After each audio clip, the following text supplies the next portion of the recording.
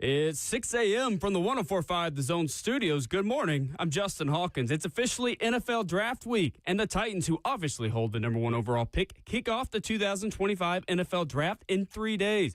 Tune in all week long for 104.5 The Zone's draft coverage, including Titans Radio's award-winning coverage of the first round, starting at 6 p.m. this Thursday night. And in Tennessee Vols news over the weekend, former Tennessee quarterback Nico Collins officially announced his commitment to the UCLA Bruins yesterday, taking to Instagram, breaking the news. Collins' new NIL deal is reported to be just north of $1 million, which is less than what he would have made at Tennessee this upcoming season. And in basketball, per Joe Tipton of On3 Sports, 5-star, 6'9" forward Nate Ament out of Virginia has committed to Tennessee. Ament is reported to have chosen the Vols over Kentucky, Arkansas, Louisville, and Duke. Nate Ament is the number 3 overall prospect in the country and is the highest-ranked commit in program history. And in the NBA, round 1 of the playoffs tipped off this weekend. Yesterday, the Memphis Grizzlies lost 131-80 to the number 1 seed in the Western Conference, Oklahoma City Thunder, in a 51-point rout yesterday. It marked the 5th largest margin of victory in the NBA postseason history. For all your foundation repair and waterproofing needs, you've got to go to USSTN.com. Breaking news at once on your home for the Titans and Vols. This is 104.5 The Zone.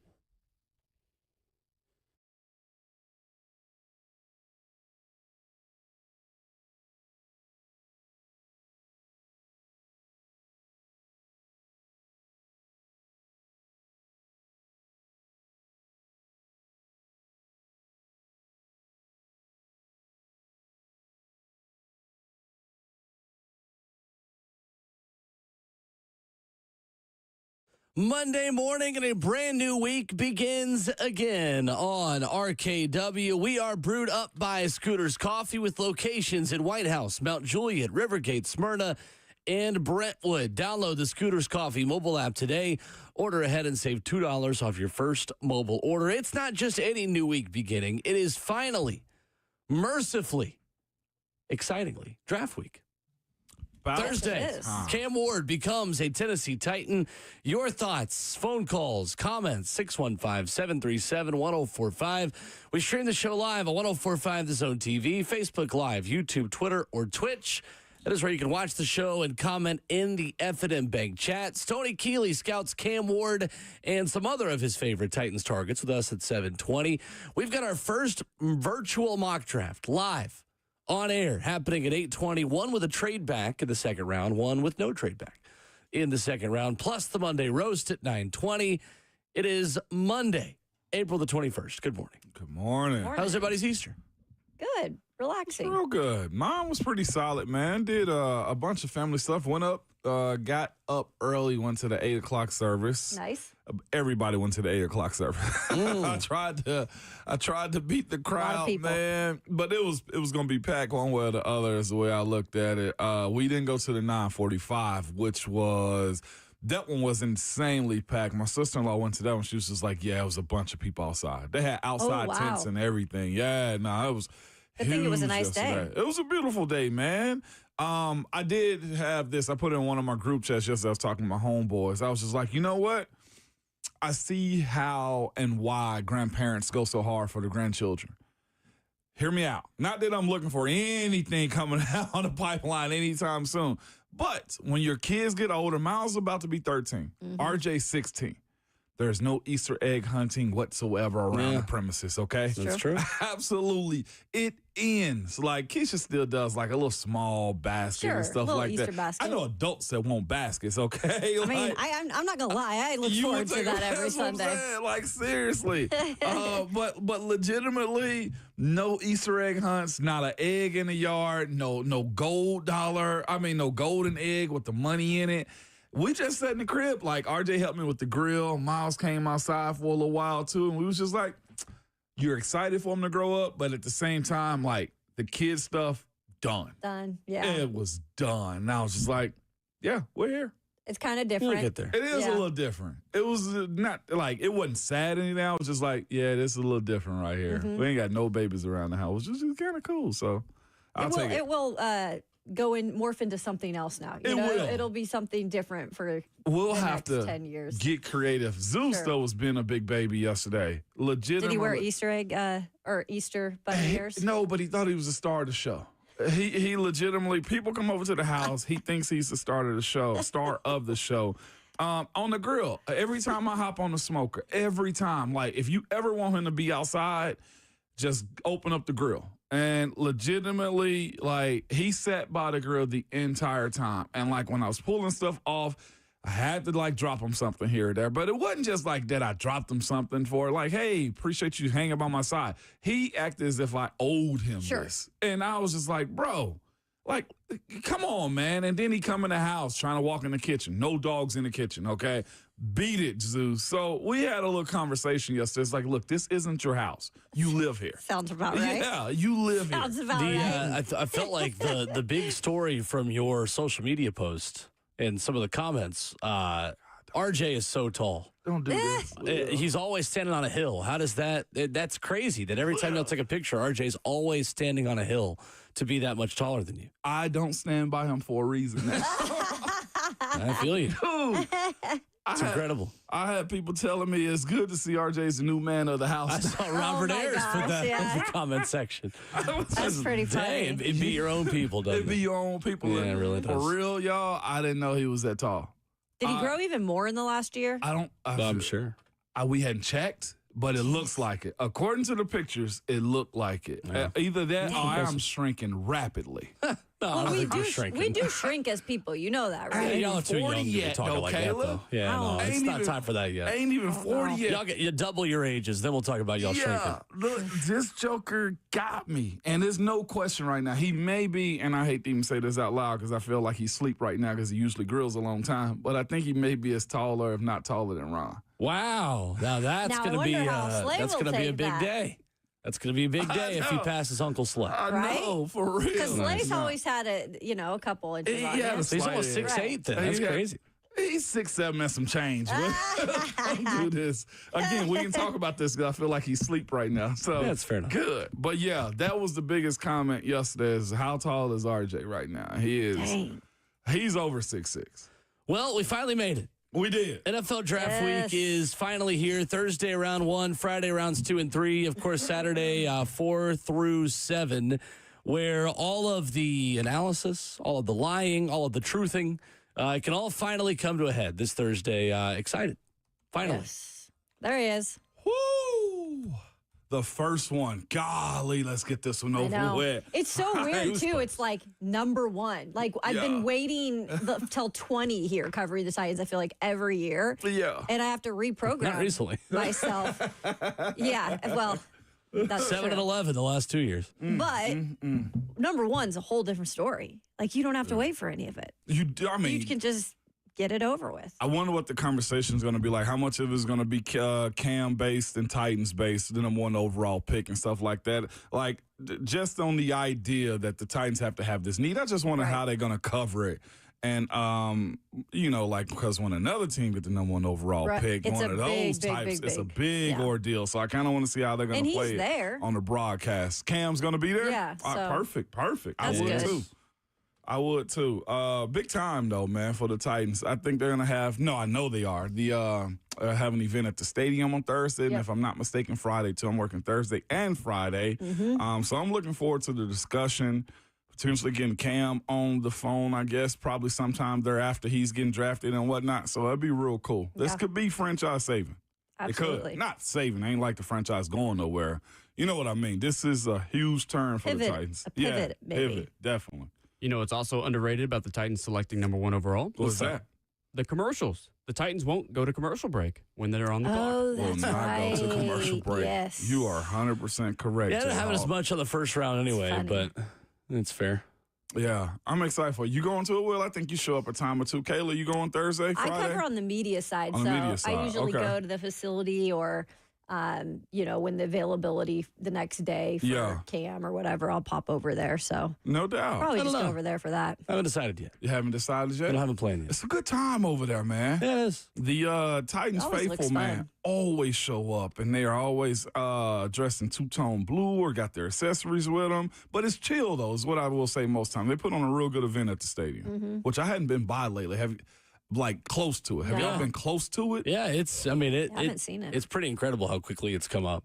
Yeah, I think the roof, they say, by the end of the summer, if I'm not mistaken. I don't remember off the top of my head. Crazy. To be honest with you. Yeah, I think. It looks like a palace now, is all I know. When I ride by it, I got to get close to it on Thursday. First NFL draft in the state of Wisconsin in more than 85 years since the 1940 draft was held on December 9th, 1939 in Milwaukee on the night of the NFL championship game in 1939 when the Packers beat the Giants 27-0. How do we feel like Green Bay is going to do with this? NFL won't let them fail. I think it's going to be put up good, man. It depends on the weather, though, too. It could snow this upcoming weekend in Green Bay. Have you looked at the forecast? Are you speaking with foresight there or just speculation? Speculation. Okay. I'm going to say it's April, about Green Bay, 48 degrees. It's 47 right now. That's pretty impressive. I told you. Chief Meteorologist Ramon Foster reporting. I know that area. Not that area, but up north. It just gets cold. Thursday, 64 and AM showers. Friday, 57 and AM showers. Saturday, 58 and partly cloudy. Say that's about as good as you can hope for. So this is like in the stadium. Obviously, there'll be a stage that's at covered. Titletown, I think. Yeah. But I don't know. It's not my favorite by any means. I get the, history part of it and all that. I just think for the draft, it's kind of a weird place to have it. And everybody's got to drive I love it so much. So far to get there because you can't really stay in Green Bay in terms of there's not as many hotels as you'd think. It's very different. Absolutely. I think it's cool. Yeah, I actually we do won't think we it's won't cool. see any other one like this ever again. Well, what I would tell you is it's like since there's nothing there, everybody will show up though too. So they'll have but I'm talking about an insane crowd, I think, there too, because this is just what they do. It'd be the same if it went to Buffalo, I feel like. Those small cities, like there's nothing really around Buffalo either. And that community is gonna show up. I don't think we're gonna see hundreds of thousands the way we have the last few times, and especially not close to Nashville, but I can see the cheeseheads showing up big time. You seen those that live there? You seen the first round guest list too? They got a who's who of like draft callers up there. Oh, it's like the people who are good. calling the pick. Yeah, A bunch of Wisconsin players, Green Bay players. There's a ton of Wisconsin players. I think JJ Watt's gonna announce a pick. Like there's a lot of guys. Yeah, Keith Bullock's up there too. Bully, yes. Yeah, Bully's another guy pick. that's calling the pick Second out. round. He's on the second round, not first round. Yeah, No, 'cause nobody does the first round. Commissioner does that one. It's Raja. Oh Yeah. Raja. Look at Bood. Well, the second round one's a big one too. Yeah, it is. It's gonna be a good time though. I would go to this one, but I wouldn't want to drive to it. You know what I'm saying? Like I would go to it, but I wouldn't want to go to it. You mean you want like I don't get you on that one. I wouldn't want the drive to go to Green Bay, but if I'm around the Wisconsin, Milwaukee area, I'd probably show up to it. I wouldn't go from In here. an alternate universe where you are living in Milwaukee, you would go. Yes, 100%. Okay. Yes, perfect. 615-737-1045. Streaming live at 1045 The Zone TV. Headlines from the weekend starting in California, where Nico is finally a UCLA Bruin. He spoke yesterday. We'll tell you what he said next.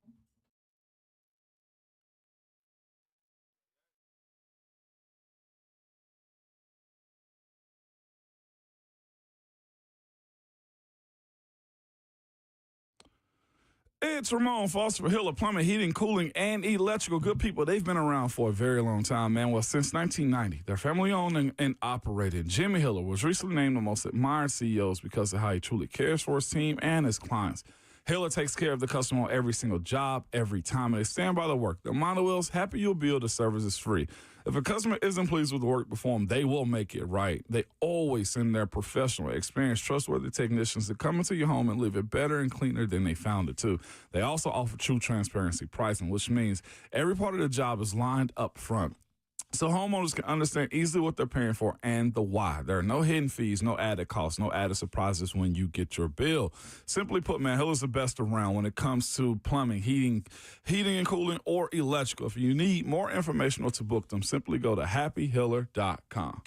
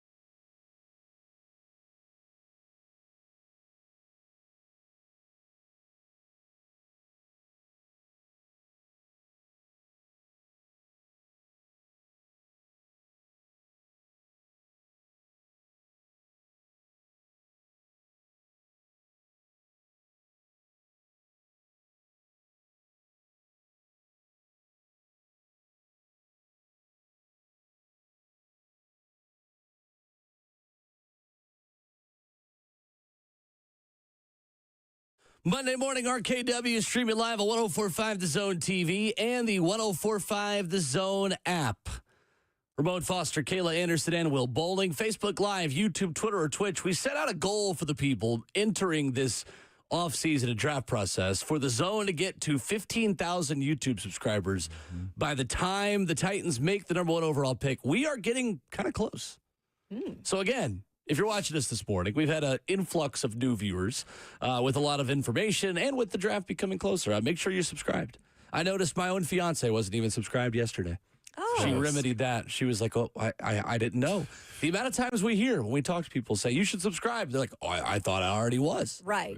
So just go and double check for us. Hit that button. Like, seriously, what coaches tell you? We don't pay you to think. We pay you to do. Okay, like do as we say. We want volunteers, not hostages. So we want you to volunteer to subscribe to the 104.5 The Zone YouTube What channel. a clutch phrase right there, especially last weekend, man. But we're moving on, man. We got some breaking news yesterday too about this. Nico Iamaleava, that's right. We're not a hostage in Knoxville any longer. He will be a UCLA Bruin officially, and he spoke, kind of. Maybe him, maybe his dad, maybe his agent. Someone spoke on Nico Iamaleava's Instagram account yesterday, saying to the amazing people in Knoxville, thank you for embracing and uplifting me throughout my time here. Forever be thankful for the support you show every step of the way. I'll cherish the relationships, yada, yada, yada, all the good things. I believe with all my heart that I gave my all as a volunteer. I'm truly grateful for the time I had at UT. My journey has come to an end at Tennessee. The decision was incredibly difficult, was it? And truthfully, not something I expected to make this soon. Trust God's timing, believe he's leading me where I need to be, even though this chapter is ending. A new chapter has begun. I'm committed to UCLA. There you go. Yeah. Done and dusted. Done and done. I will say of all the stuff that has come from his camp, his father, and the what's the other? I forget his name. The other guy. Cordell Landers. I should know his name by there. As many times I hear it. But Cordell and his father, Big Nick, man, this is by far the best statement, tweet, message they've sent out, I feel like, as of late. No malice behind it. A thank you, sincere, the way it was typed up or the way it was worded in a sense. If this was Nico, I feel like he probably had some help with it to at least clean it up a little bit. This decision was incredibly difficult. Like, was that him speaking right there more than anything? To be quite honest with you, I can separate the action from the guy on this one and saying by Nico, I do think in all people that I've talked to around this situation, he would have preferred to stay. He liked to have stayed in Knoxville, but also behind that, the reaction from Vol Nation, Vol Twitter, social media, and just every other account. So it wasn't us, just the Vol Network. I mean, not the Vol Network. It wasn't Vol Twitter, Vol Nation, just simply behind this. There were a lot of the fan bases that was just like, yeah, good, you should leave. Tennessee shouldn't pay you and all that type of conversation. So it got ugly for him personally from what I heard. Did not like that. Most kids wouldn't appreciate that type of stuff anyway. But either way, good on him for at least releasing this and not taking a last shot, because he could have in this release and said, hey, screw you guys. I'm going to another university. But this is the best thing I feel like that's come out from his camp over the last week. Yeah, I'm interested to see, how this plays out. Because for me, my eyes are still on the situation of, okay, what happens now with Nico Iamaleava? Just because I want to see, like, hey, first of all, is this going to be something where you can be a different quarterback than you were in Tennessee? Does it make a difference that you left this program to go somewhere else? If it was really all the stuff you were saying about the offense, you're going to a place now that is trying to revamp its program. There's a lot of newness there. There's new parts that haven't been proven yet either in terms of what's around you. So I'm just curious as to see how it all plays out, because from what we've heard, according to the reports, he's making less money. So he's not even making as much as he was at Tennessee, and he's not getting nearly as much as what he asked for in terms of the $4 million. So there's still some questions to be answered for me in terms of why this move was really made. But more so like, now what are you going to do when you pretty much chose where you were going? Yeah. I to that point, though, too, like, you're right. The money definitely plays a part, and you don't want to leave and go down. Like, right now, there's currently over 10,000 football players in the transfer portal, and that's Division I, II, and III, though, too. And you also say to yourself, like, everybody expected something more. What Nico, I think, is if it's true with what his camp was on, and offense that they liked and weapons. Well, they don't have the weapons in UCLA as far as I know, and they're like bottom end of what the Big Ten is right now, though, too. So that's going to be a struggle. Where he can really pay this forward and try to show his worth is if he takes UCLA a little bit higher. Now, I've heard some people, it's a small comeback. What is it? How does the phrase go? Golly. I don't know what you're trying to say. For a major comeback. A small setback. Small setback For a major comeback. Right. So, if Nico goes out and plays football, if he elevates UCLA, this small setback could be something that catapults him into potentially first, second round draft pick this upcoming year. That's the hope that he has to have right now. Yeah. If he's not working, if he's not in a position to where his teammates see him elevating, and not just that, beating out Joey Aguilar, right? Winning over their fan base, selling tickets, which is a problem at UCLA for the Rose Bowl, then it's null and void at this point. Like, he could really grab this situation by the neck and say, look, I control my destination moving forward, because what I hope more than anything, not just for him, but for a lot of these players that are coming out with this portal mindset of, hey, let me hop in and let me go get some cash behind it, is the ultimate goal is always the NFL. Oh, yeah. Like, at what point does your legacy take off? Exactly. UCLA, the number 8 transfer class in the country, according to On3. They have added 22 transfers. They have lost 27 transfers. And then in high school recruiting, UCLA, the number 46 recruiting class in the country. 1 4-star, 18 3-stars, just 19 total commitments, according to On3's industry composite. Best of luck to him. For people who think that this story is just going to go away, it's not. Ratings for UCLA football games will never be higher in the state of Tennessee than they will be this year. The hate watches will be very real for UCLA football here in the state of Tennessee. So again, like, this story is not just going to go away just because he's finally committed. And really, until Tennessee signs another quarterback, it's not totally going to go away. So there was a little bit of reporting over that over the weekend. Chris Lowe writing on Twitter, with Iamaleava's deal with UCLA all but done, all eyes are now on Joey Aguilar, who transferred from App State to be UCLA's starter in his final season. He's not going to just walk away from cash he's owed, but his reps had already been gauging interest with other schools. Pete Nakos then writes, and On3 says, the former App State quarterback will have a meeting with the UCLA staff on Monday, so today, to discuss Iamaleava's commitment. Joey Aguilar has been paid, but his reps have started to field calls. Among the schools that could be in the mix, Tennessee is still in search for a third quarterback. Aguilar has meshed well with UCLA offensive coordinator Tino Sinceri, who is the new OC, came over from Indiana this past season. Deshaun Foster talked about this on Saturday. UCLA head coach says, we talked to Joey just like every other quarterback that's in the room and discussed what's going on or what's not going on and how he's practicing and everything. I like where Joey's at, and hopefully he can keep progressing as spring goes. Each day he's getting better, inserting his leadership on the team. If you're Tennessee, how interested are you in the now former App State and potentially former UCLA quarterback, Joey Aguilar? I have to be. So I'm talking about strongly. There's somebody that's going to be wanting their way out also. And that's, to me, I think that's just open negotiating for Tennessee at that point. It's like, hey, look, we can have you over here. You can actually compete to start the winning job. They paid a guy more than you to come over to take your spot. So why are you still here? Unless he also feels very high of himself. But it's putting Joey Aguilar, their quarterback right now, through the transfer portal in a very sticky situation. It's one I don't see him necessarily winning over the long haul of it either. And if I'm not mistaken, this is his last year too, Will? It is. It is. Yeah, he got an extra Pavia year for playing in JUCO. I like how you flawlessly said that right there. That's the best way to describe it, honestly. It's very true. But he's behind the 8 ball still, is the way I view this situation. And if I was him, considering the rules that you have, heck, there was a 5-star who had just got to Oklahoma yesterday. He hopped out. But there was a 5-star, spent 4 months in Norman, Oklahoma yesterday. Hopped in the portal on Saturday. And I guess he was pulled back out yesterday. Sure did. So this happened. David Stone, D-lineman. D-lineman, yeah. So if I was him, I'd be looking. I'd tell him, thanks for the money, but you guys screwed me over. I'd be a little ticked off. I'd be real mad.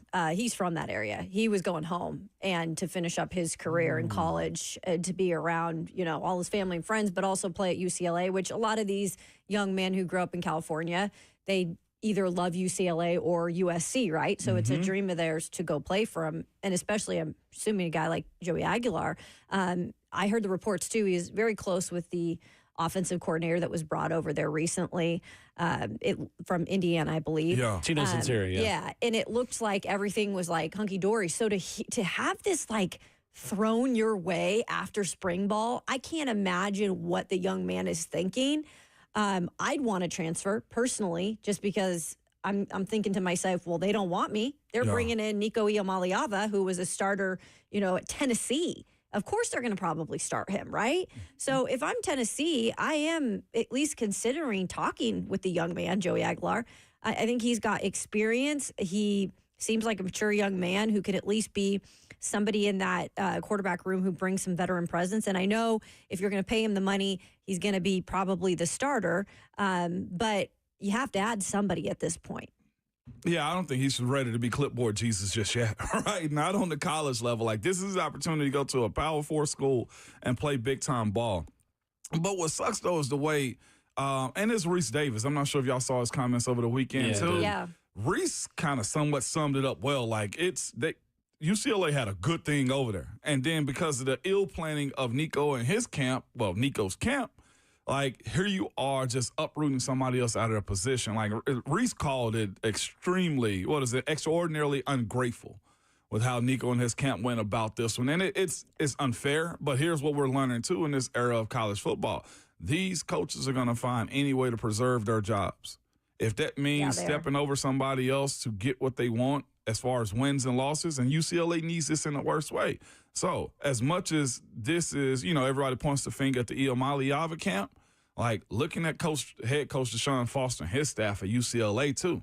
Like, was there an actual need for this? I mean, this family just burned you in December, January on National Signing Day when Lil Bro decided he was going to leave. You mentioned they had 1 4-star. Well, they would have had 2 if Matt and Iamaleava had committed there also. So it can get messy. They better do a real good job of cleaning this up and figuring out how they're going to sparse this quarterback room at this point. Who would you rather start week 1 against Syracuse?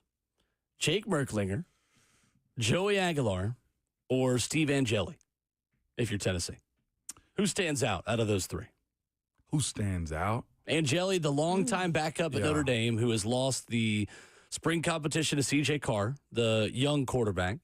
And, of course, Aguilar, the App State quarterback who had just committed to UCLA back in the winter window, and Merklinger, the incumbent, the redshirt freshman.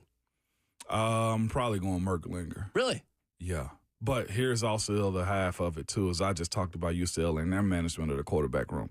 Merklinger starting and actually having some success muddies the waters also for George McIntyre and also Faison Brandon. Brandon. Because if he goes out and ball, if he goes out and that's a huge if, because we don't know. Yeah. You gotta be pretty confident that he is your quarterback moving forward. No. In order to take that chance and throw him out there. That's the only issue that you're running into with Merklinger. It's a good problem to have, but it is definitely a problem, no doubt. I mean, look, I'll be the outsider on this one. And I would say for you saying Merklinger, that makes sense because he's been with this offense for a minute. Like, he gets it, right? So that part I completely agree with. I'm going to throw Aguilar in there. I think that he's got a chip on his shoulder, bigger than ever. If you read anything about this young man, love his grit, love the grind through the JC ranks to App State. Now he just got pretty much pushed out the room if that does happen in UCLA. He going to want to come prove something. And I truly believe sometimes those guys can get it done when that's the case. I guess I'll roll with him for that. Joey Aguilar? Yeah. For me, it makes a lot of sense if Joey Aguilar can go in and learn the offense and win it. But here's what we also do know, too. These quarterbacks are being supported by the run game, too, that Tennessee's allowed to run because of how they spread the ball out. Yeah. I side with Merklinger, but I understand if Joey Aguilar comes in and, hey, he won it because you got George, who's a French 5-star right there, and Faison Brandon right after him. How long can you sit either at this point? And considering what just happened at Tennessee, you had a quarterback leave in the spring. Like, you don't want to run that risk, and you want to always continue to have your plans in place for years to come. It's just the way I look at it. Zach writes on YouTube, says, I'd rather win 7 games with Merklinger than 8 with Joey Aguilar. For what I'd love to know the reason on that one, but that always sounds good in April with respect to Zach, but then push comes to shove, and that difference is having bragging rights against insert SEC rival here versus not. Like, you'd always rather win more games. I'd always, if presented two opportunities, I'd always rather win more games. I think I would go Aguilar out of those three options. I think just because his weakness at App State was turning over the football. Threw for 3,003 yards last season, only completed 55% of his passes, 14 interceptions. A Josh Heupel offense schemes out a lot of those mistakes because it's half-field reads. It's a lot of, hey, look, this guy is so open because he just ran a slot fade against a safety. Just hit him. So Hendon Hooker had some interception issues. Not to say that Joey Aguilar is Hendon Hooker, but it is an offense that curtails a lot of those concerns just based off the way it's built for the quarterback itself. Right. Angeli is still really interesting to me. Really, really interesting because maybe I'm biased from what Greg McElroy said on his podcast a couple of weeks ago and talked about with Andy and Ari on 3. There's a pathway to Steve Angeli being Notre Dame's Joe Burrow. Just a little bit. He made that comparison to say, like, he's not a guy that wows you in practice, but he's got experience, he's got poise, and he's got enough football sense to elevate his play on game day. He's like, it's just hard for me to know who Steve Angeli is as a practice player because he doesn't really wow you. But then he gets in games sometimes, you're like, whoa, who'd this guy? Where'd this guy come from? And that intrigues me a little bit because some guys aren't practice players. And Steve Angeli has been a career backup, but he's played enough football that maybe just a game manager is still enough for Tennessee. I don't know if it is or not. I don't know if Josh Heupel could turn him into, a bigger quarterback just for one season. But again, I think those two options, I think Tennessee could do a lot worse if either of them were the week one starter. To back up your claim, is Angeli Josh Dobson?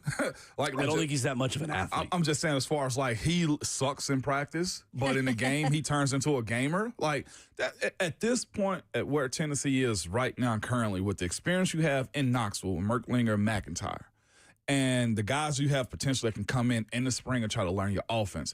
What you need is somebody that can potentially extend plays, not really care about their bodies too much, and just make you dangerous. Like, I felt like that was the difference between Hendon and when Joe came in. Like, when Hendon came in, Hendon was dangerous, right? A similar situation. Joe was supposed to be the guy. Joe didn't give you the excitement in the offense that allowed it at the time, and Hendon ran it. Yeah. He was creative with the football, and I think that's going to be necessary going into the fall. 615-737-1045 is our number. It is NFL Draft Week. There is a quarterback who now is minus 400 to go in the first round. Jackson Dart. Ooh. Minus 400 in the Vegas odds to go in the first round. He's plus 350 according to betting odds to go in the top 10. The over-under on Jackson Dart's draft position is 24.5. The under is minus 150. As a favorite. Are you taking over or under 24.5 for Jackson Dart to be selected in the first round? I'm going under. Saints situation just got a whole lot more stickier. And I do think there's a world where Jackson Dart will be drafted over Shador. I do. That was my bold prediction last week. Remember that? Yeah, I do. Now it's not as bold as I thought it would be. Yeah, with Derek Carr's situation. I know. Like I feel like Derek Carr, I mean, the Saints and the Vols are in the same situation at this point. Your quarterback has an issue or left you in the spring. So what best thing for them is it happened before the draft. This is where I think Jackson Dart takes over and Kellen Moore tries to have this guy. I do see that being the case now. Yeah. Kayla, over under 24.5. So over probably. Really? Okay. Yeah. Not believing in the buzz that he's going to rise up draft boards. Yeah, I don't know. I feel like as much as I wanted to make that my bold prediction, and I think it very well could happen, I don't know. So, yeah, maybe, I don't know, maybe under. Because Pittsburgh's at what, 21? 21. I still don't believe it. I'd still say over. You do? Yeah. I just think we do this a lot. But we listen to Vegas. Not all the time. I feel like we're doing Vegas this had Will Levis as a first round pick. Don't do that. Well, they also had C.J. Stroud not going where he went. Vegas did. They had him falling in the NFL draft process. I don't know. We'll see. Don't you feel Tyler Shuck, though, is the one they're trying to do this to? I think it's not just Shuck. It's not just Dart. It's Milroe. I mean, it's all the quarterbacks. It's the same people that were telling us Malik Willis had a chance to be the number 1 overall pick. not too long ago. I No- mean, seriously. Yeah. Millwall's gonna be sitting These in that guys green have room. caught some strays this morning, man. No, but rightly so though. 9 is where I think the second quarterback draft starts. 100%. And I can So see it, the- man, the Jackson Dart. Saints. Well, the team picking at number 2 made quite a comparison over the weekend. Is Travis Hunter's the NFL's Shohei Otani? That's next.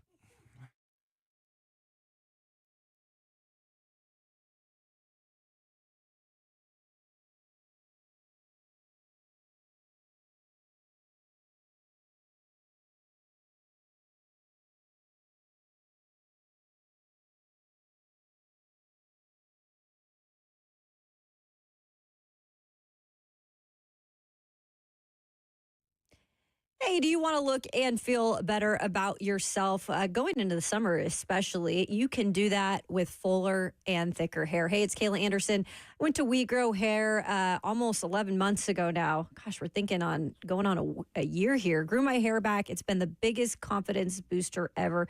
And you can do that too. You can call them right now, 615-376-6010 for a free consultation. We Grow Hair right here in Nashville. They've been doing it for over 30 years with proven solutions that work. Some of those solutions, I had mentioned growing some of my hair back in the front part. Just go in there, do a 45-minute laser out the door. They also have their PRP treatments. That's for men and women. You're going to see results in about 2 months. And then if you're looking for more hair in just one treatment, no one else in Tennessee has the ARTIS robotic FUE procedure. We Grow Hair's high-density hair transplants. That's also going to give you 2 times more hair in just one procedure. So call them right now for a free consultation, 615-376-6010, or go to wegrowhair.com. You've been hearing about it. The jury bonding event everyone waits for is here. It is this Friday, Saturday, and Sunday. It's Genesis Diamond's biggest event of the year.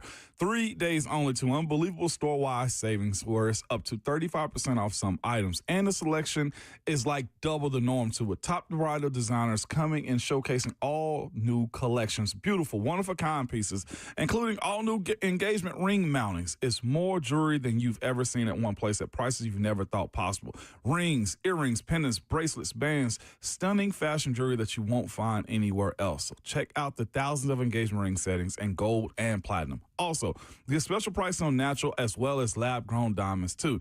This is the event where the Genesis staff know they can break all the rules. And if you have any special event coming up, also, engagement, anniversaries, birthday, new baby, whatever, this is a spectacular event to get that amazing gift at a huge discount. Store-wide savings up to 35%. Special financing, too. There's only one catch. It's for 3 days only. So get there this weekend, Friday through Sunday at Genesis Diamonds. They're located in Green Hills and Cool Springs.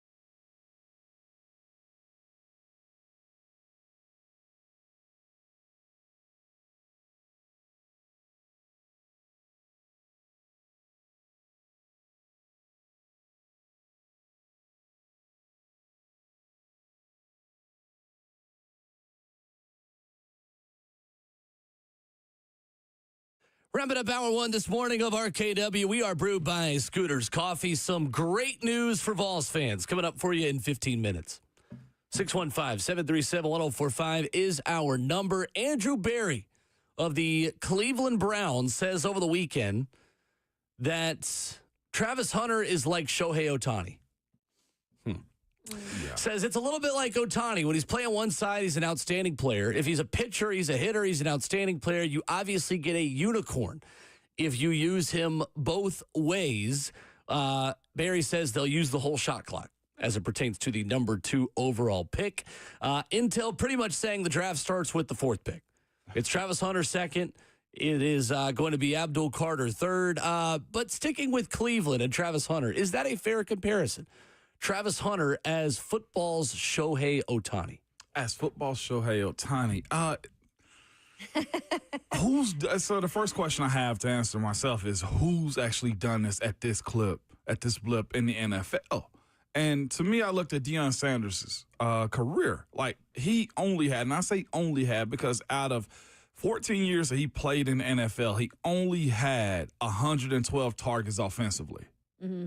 112 targets offensively. Starting wide receivers get that in a year, okay? Over 17 games at this point right now. So what's the expectation of him being Shohei Otani is that, hey, every catcher he has offensively, he's going to run for a touchdown because here's what I do know about Shohei Otani. Whether he's hitting or whether he's up on the mound when he doesn't have the elbow issue, he is lights out. That is a strong comparison right there. So I'm going to actually hit the brakes on that one and say no. We're talking about 2 totally different sports with 2 totally different guys that dominate what they do. And I'm looking at a guy that did both, and Deion Sanders over 14 years. You got to give me more than 112 targets, okay, over the course of a game. And those targets to receptions were 112 with 60 receptions. Deion Sanders doesn't have over 1,000-yard receiving for all the great stuff that he did. Now, the other side of that is his kick returning, punt returning, different story. I can live that life a little bit different by saying to myself, I love a dynamic cornerback and or wide receiver, one of them, pick one, and give me a crazy kick returner. That's a different conversation than saying the guy's going to go from offense to defense. I'm not comparing him to Shohei. I can't compare him to Shohei, and maybe it's because, like, I don't know. That's just what Shohei Otani is. I don't think it's like hard to believe sometimes what he's doing. And I'm almost of the mindset too, until I see it at that level and you're doing it consistently and consistently that well, it's hard for me to compare somebody. And he did it at the college level. And there's a couple people that have done it at the college level. It's so much harder once you get to the next level to do it, though. Mm-hmm. Just the amount of hits you're taking on your body. He's not the biggest guy. I think he can play both sides. I just don't think it's going to be full time. Mm-hmm. And when you look at someone like Shohei Otani, he's pretty much doing these roles full time. I mean, he's either pitching or he's hitting at the plate, and he's doing it consistently well. I think his win-loss record, by the way, is 38-19. Wow. 3.01 ERA. Yeah. He has struck out 600 batters in 481 innings. Insane. And then he's batting 282. Like, I know that's not phenomenal, but for a pitcher. And I dare you to throw to him. Right. I dare He's hit 231 home runs in now 7+ seasons. Shohei Otani at the plate. It's an awful comparison. It's not a good comparison. It is a terrible comparison. Right now, Travis Hunter is closer to Champ Bailey than he is Shohei Otani. And until he proves that he can do both at a very high level, I'm just going to believe he's a really good DB that could play a little bit of receiver. Yep. I think he has potential to be the closest thing to Shohei Otani. I agree with that, but it's disrespectful to Shohei Otani. Like, what we are seeing in baseball right now is something that we've not seen since Babe Ruth. Mm-mm. I mean, truly. It's been 100 years since the last time we had a talent like Shohei Otani in baseball, and it's not been 100 years since we've seen a talent like Travis Hunter. Yeah. Respectfully to him, Travis is great. Yeah. Travis may be a generational talent at defensive back. I don't believe he is that good at wide receiver. I don't think he's big enough. And he hasn't proven it yet. I mean, period. Like you just said, Champ Bailey, if that's the closest he is right now, facts. I mean, Champ Bailey is my favorite cornerback of all time, but that doesn't mean that, he's Shohei Otani. Right. I mean, he didn't do that to that extent at the next level. I guess this guy's not watching much baseball then. if he's comparing That's him the to thought. Otani. This is real quick. This is Cleveland.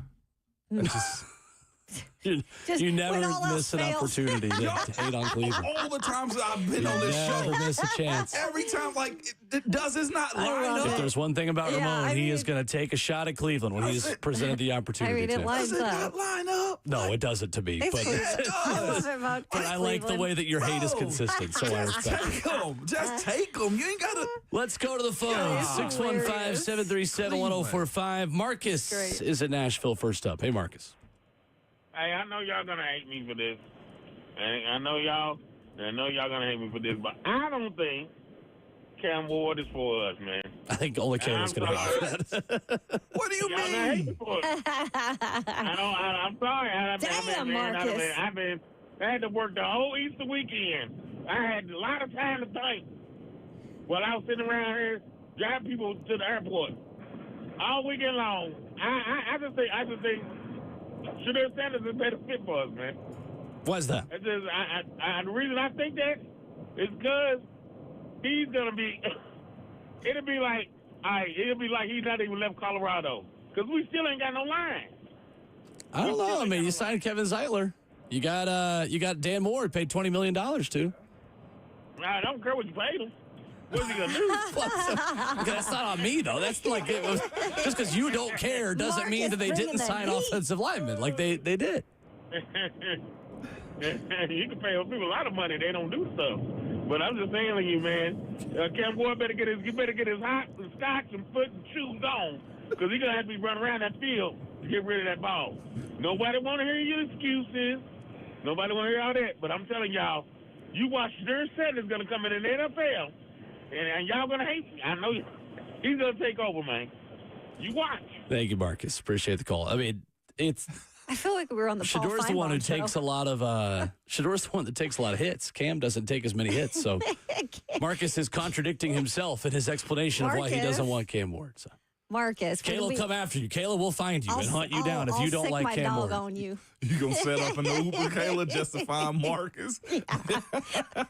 Marcus, Yeah. you better Let's show know. up here face Let's to know. face. You show up from the west side of town, it might be Kayla, West man. side. It's like when you're in elementary school. What was it when you like the I do not Oh, believe yeah. in Bloody Mary when you Yes. close the bathroom door Yep. and turn the lights off and Yep. you spin around 3 times. Yeah. It's like if you say you don't like Cam Ward, Kayla will show Yeah. up in the mirror and hunt you down. And I can be dangerous. Tell him, Kayla. Tell him, don't book on the west side of town Yeah. over here. Marcus, I will be interested though if this does happen. You might need to call in on next Monday. Receipts. Yeah. Receipts. There Well, I we mean, go. it's Well, Cam he Ward. said they're Cam not Ward is drafting minus him. 20,000 to be the number He one says overall. they're not drafting Yeah, him. no, like they're well, I think he said he doesn't want to draft him. I don't think he was predicting they're not going I to. thought he was like still. Nah, he said He's not that crazy. don't He want thought him about to. it all weekend. Marcus is a little crazy. He's not that crazy. Man, Marcus. 615-737-1045. We got big news for Vols fans that broke yesterday coming up next.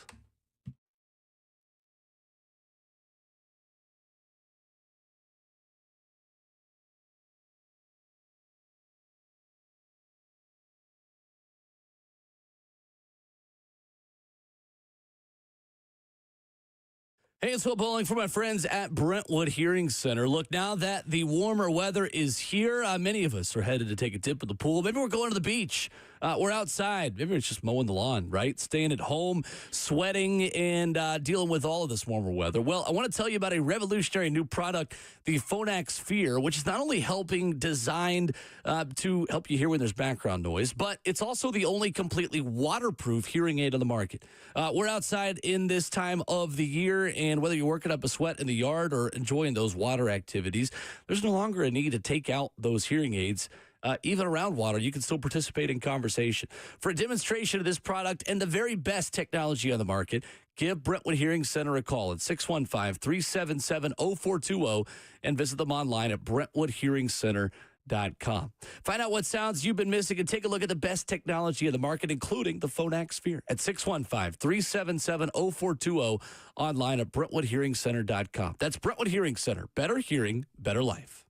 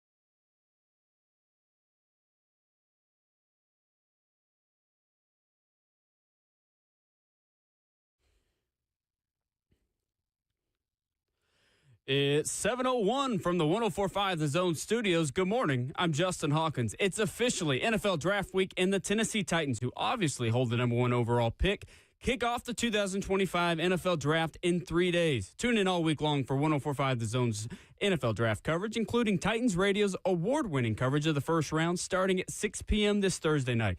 In Tennessee Vols news, former Tennessee quarterback Nico Collins officially announced his commitment to the UCLA Bruins yesterday, taking to Instagram breaking the news. Now, all eyes turn to Joey Aguilar, who transferred to UCLA from Appalachian State this offseason to be the Bruins starter. Among the schools that could be in the mix, Tennessee, who's still searching for a third quarterback. And basketball, per Joe Tipton of On3 Sports, 5-star 6'9" forward Nate Ament out of Virginia has announced his commitment to Tennessee.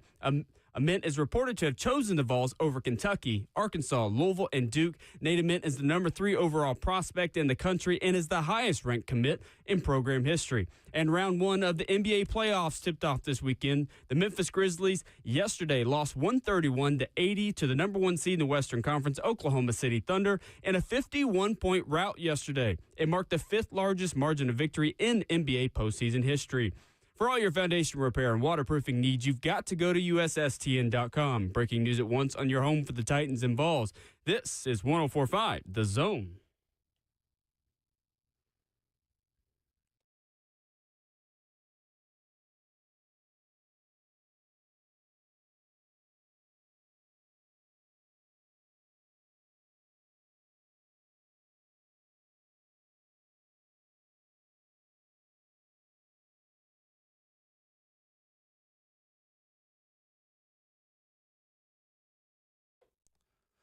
RKW on 104.5 The Zone continues in hour 2 on this Monday morning. Draft week here at last with the full crew here in studio ourselves. Ramon Foster, Kayla Anderson, and Will Bowling. 615-737-1045. How you jump in. Stoney Keeley going to join us here in 15 minutes.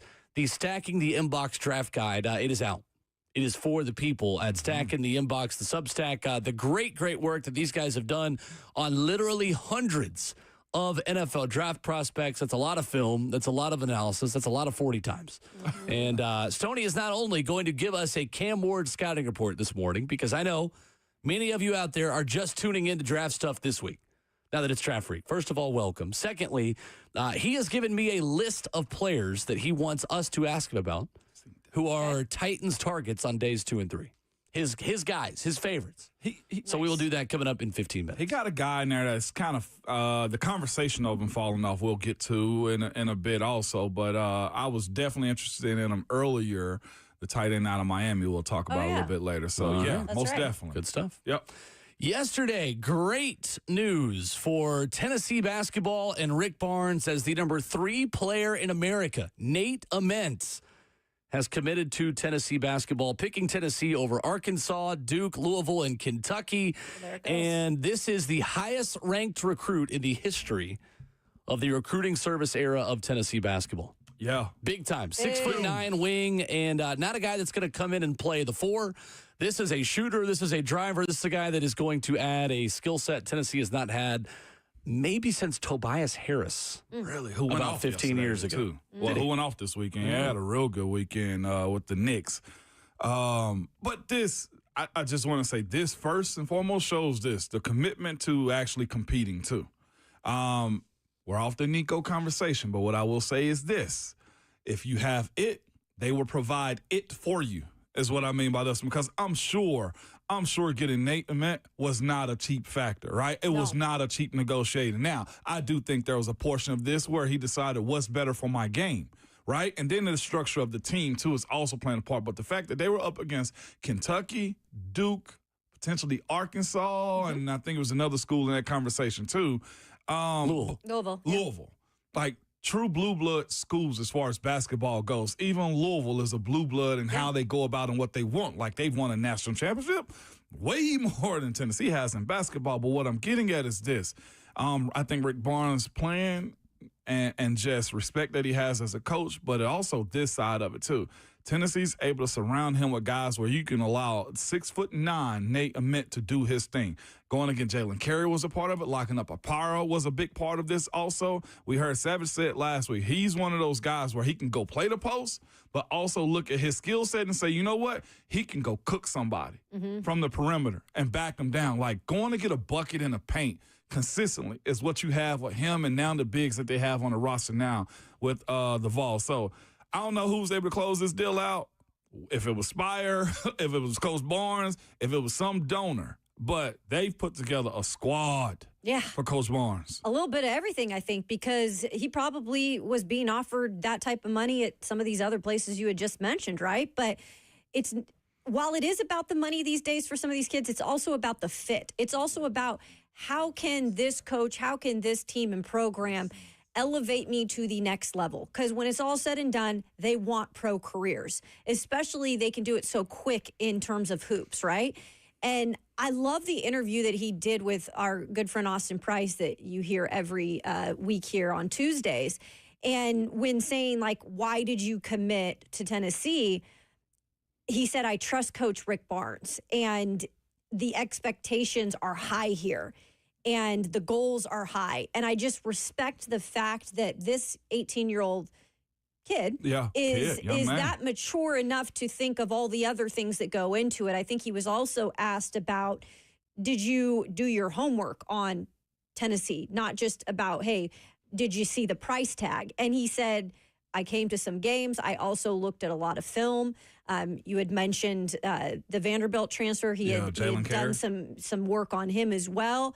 I just really liked the responses that I heard from this 18-year-old that is now going to try to elevate himself, but the team. A great get by Tennessee. It's big, and if Rick Barnes is going all in for anyone, then he believes that player is a cultural fit who gives a crap about the defense, about the rebounding, about the work ethic that is going to come with playing for his program. No questions asked. I think that is where, again, comparing this to another high-profile high school recruit who came to Tennessee and the one that just left and committed to UCLA. If Rick Barnes is recruiting you this strongly, then you're a fit off the court as well. Adam Finkelstein of 247 Sports, scouting director, says Ament is one of the best long-term prospects in the country, an immense talent who has made clear strides within the last year and yet is still in the early stages of putting it all together. Not a player that is as polished as maybe others within this class. High release, soft touch, range that extends out to the three-point line, yet is still learning to get consistently balanced in his lower body. There are real flashes of vision and passing ability with both hands. And Adam Finkelstein of 247 says the glaring limitation is strength and sheer force. Well, welcome to Tennessee basketball, where Garrett Mendenwald is going to turn you into a dude within a year. And if there's one thing that I think Tennessee basketball does not get enough credit for, it is the strength program that transforms guys, albeit in a short amount of time, because Nate Ament will be in the NBA draft process this time next year. No questions asked. But I really, really like this a lot for Tennessee. And watching his highlights last night, he has got handles of like a 6'2" point guard with a 6'9" frame. And he's very long and wiry, but mid-range, he's got that. He can drive. He can finish at the rim. He can shoot the three. He's got a lot of moments just make you go, ooh.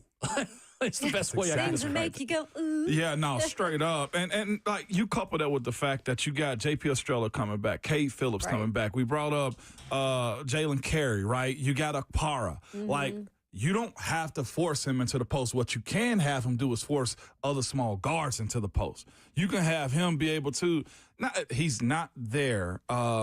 He's a wing. He's a wing. He's not a four. He's not a back to the basket, Grant Williams, throw it down and let him cook. But I mean, he's a guy that can take you off the bounce and then either kick it back out to one of your shooters, Rodney Rice, if you want to come over to Tennessee, it'd be great. Or finish at the rim, or, I mean, dump it down to a bit. Like, there's so many options with what he can do. And he will almost be used similarly to Dalton Connect or Chaz Lanier, but he's 3 or 4 inches taller than either of those two guys. So you come off those screens down in the mid-range. A threat. He doesn't just have to shoot from 15 feet. Shot fake, drive, pass it back out, take the mid-range shot, pull it back. Like, you got a lot of options. It is the best prospect Tennessee has maybe ever signed.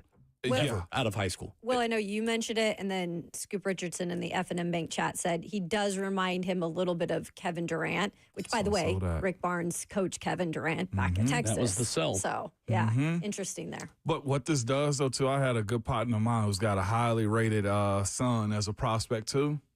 He's like, wow, Tennessee got him. That also opens the door. Like, if Coach Barnes, for sure. Like, the fact that you can handle lottery picks, because that's what it is. Hey, if you're a basketball fan, you ain't got to be a Knoxville fan, a UT you have fan. to understand. You want to go to see this, okay? If they're playing in Nashville, you can go see them. Go see them. If you are in Knoxville, you should go see them play because, again, this is a bona fide lottery pick right now as it stands on April 21st, 2025. If he's what they think he is, and more times than not, when they decide to label you as a lottery in the NBA world, you're going to be one. Yeah, 100%. Yeah. He's a one and done. You should get there. Yeah, Tennessee with just 2 first-round one-and-dones under Rick Barnes, Keon Johnson and Jaden Springer, who have become kind of role players and bench guys in the NBA. This is a good chance to open that door again to getting 5-star one-and-done talents. Yeah. If he hits, it opens up that window the same way Dalton Connect kind of opened up the transfer portal window for you. Like Chaz Lanier wanted to come be Dalton Connect. Yeah. Jacoby Gillespie now wants to come have the Dalton Connect effect.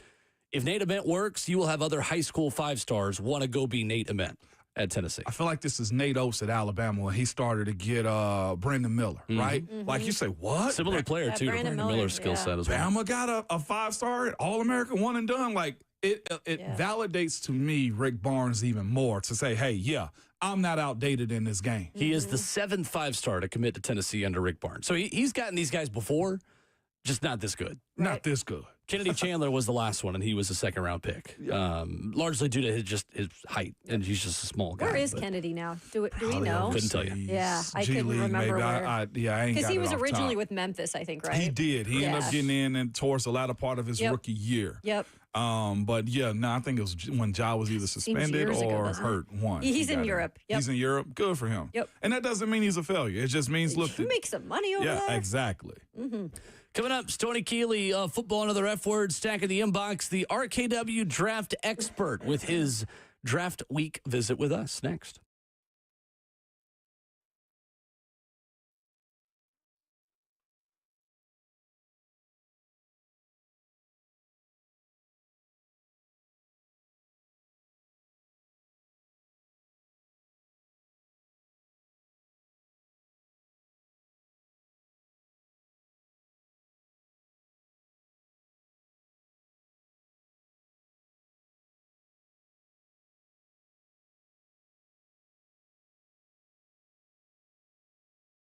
It's that time of the year when bugs become buggier, and it's that time of the year where I'm also happy to have All-American Pest Control. Good people, they take care of me and my family for years now. Right now at the crib, I got to actually give them a call, man. I got a wasp nest that's inside the wood box of my pergola outside. I know what you're saying. Oh, they're in their space. Well, they're in my space. They're by one of my light switches. So all I got to do is give All-American Pest Control a call, and they will be right over to the house. No added cost, no anything, man. They are fantastic.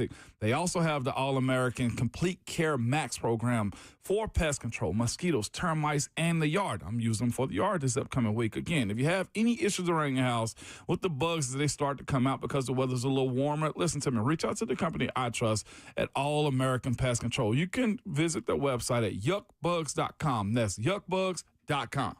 Hey, it's Will Bowling. Are you looking to keep your home in great shape year-round?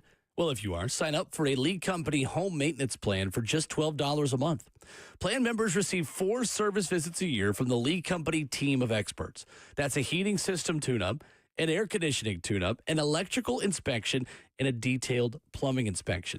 That's 4 annual visits for just $12 a month. For the very best in-home service, you got to call League Company at 615-567-1000. Do that today or visit them online at leecompany.com. Just search home maintenance plan to join their membership. You're always ahead of Mother Nature with the Lead Company home maintenance plan. Everything is always running as smoothly as possible. With just 4 annual visits, $12 a month, Lead Company, they will get you ready to go for the heat wave that is certainly coming here in Middle Tennessee, coming up here very, very soon. 615-567-1000. That's the number to call. Check them out online, leadcompany.com, and search for that home maintenance plan. That's Lead Company, all you need.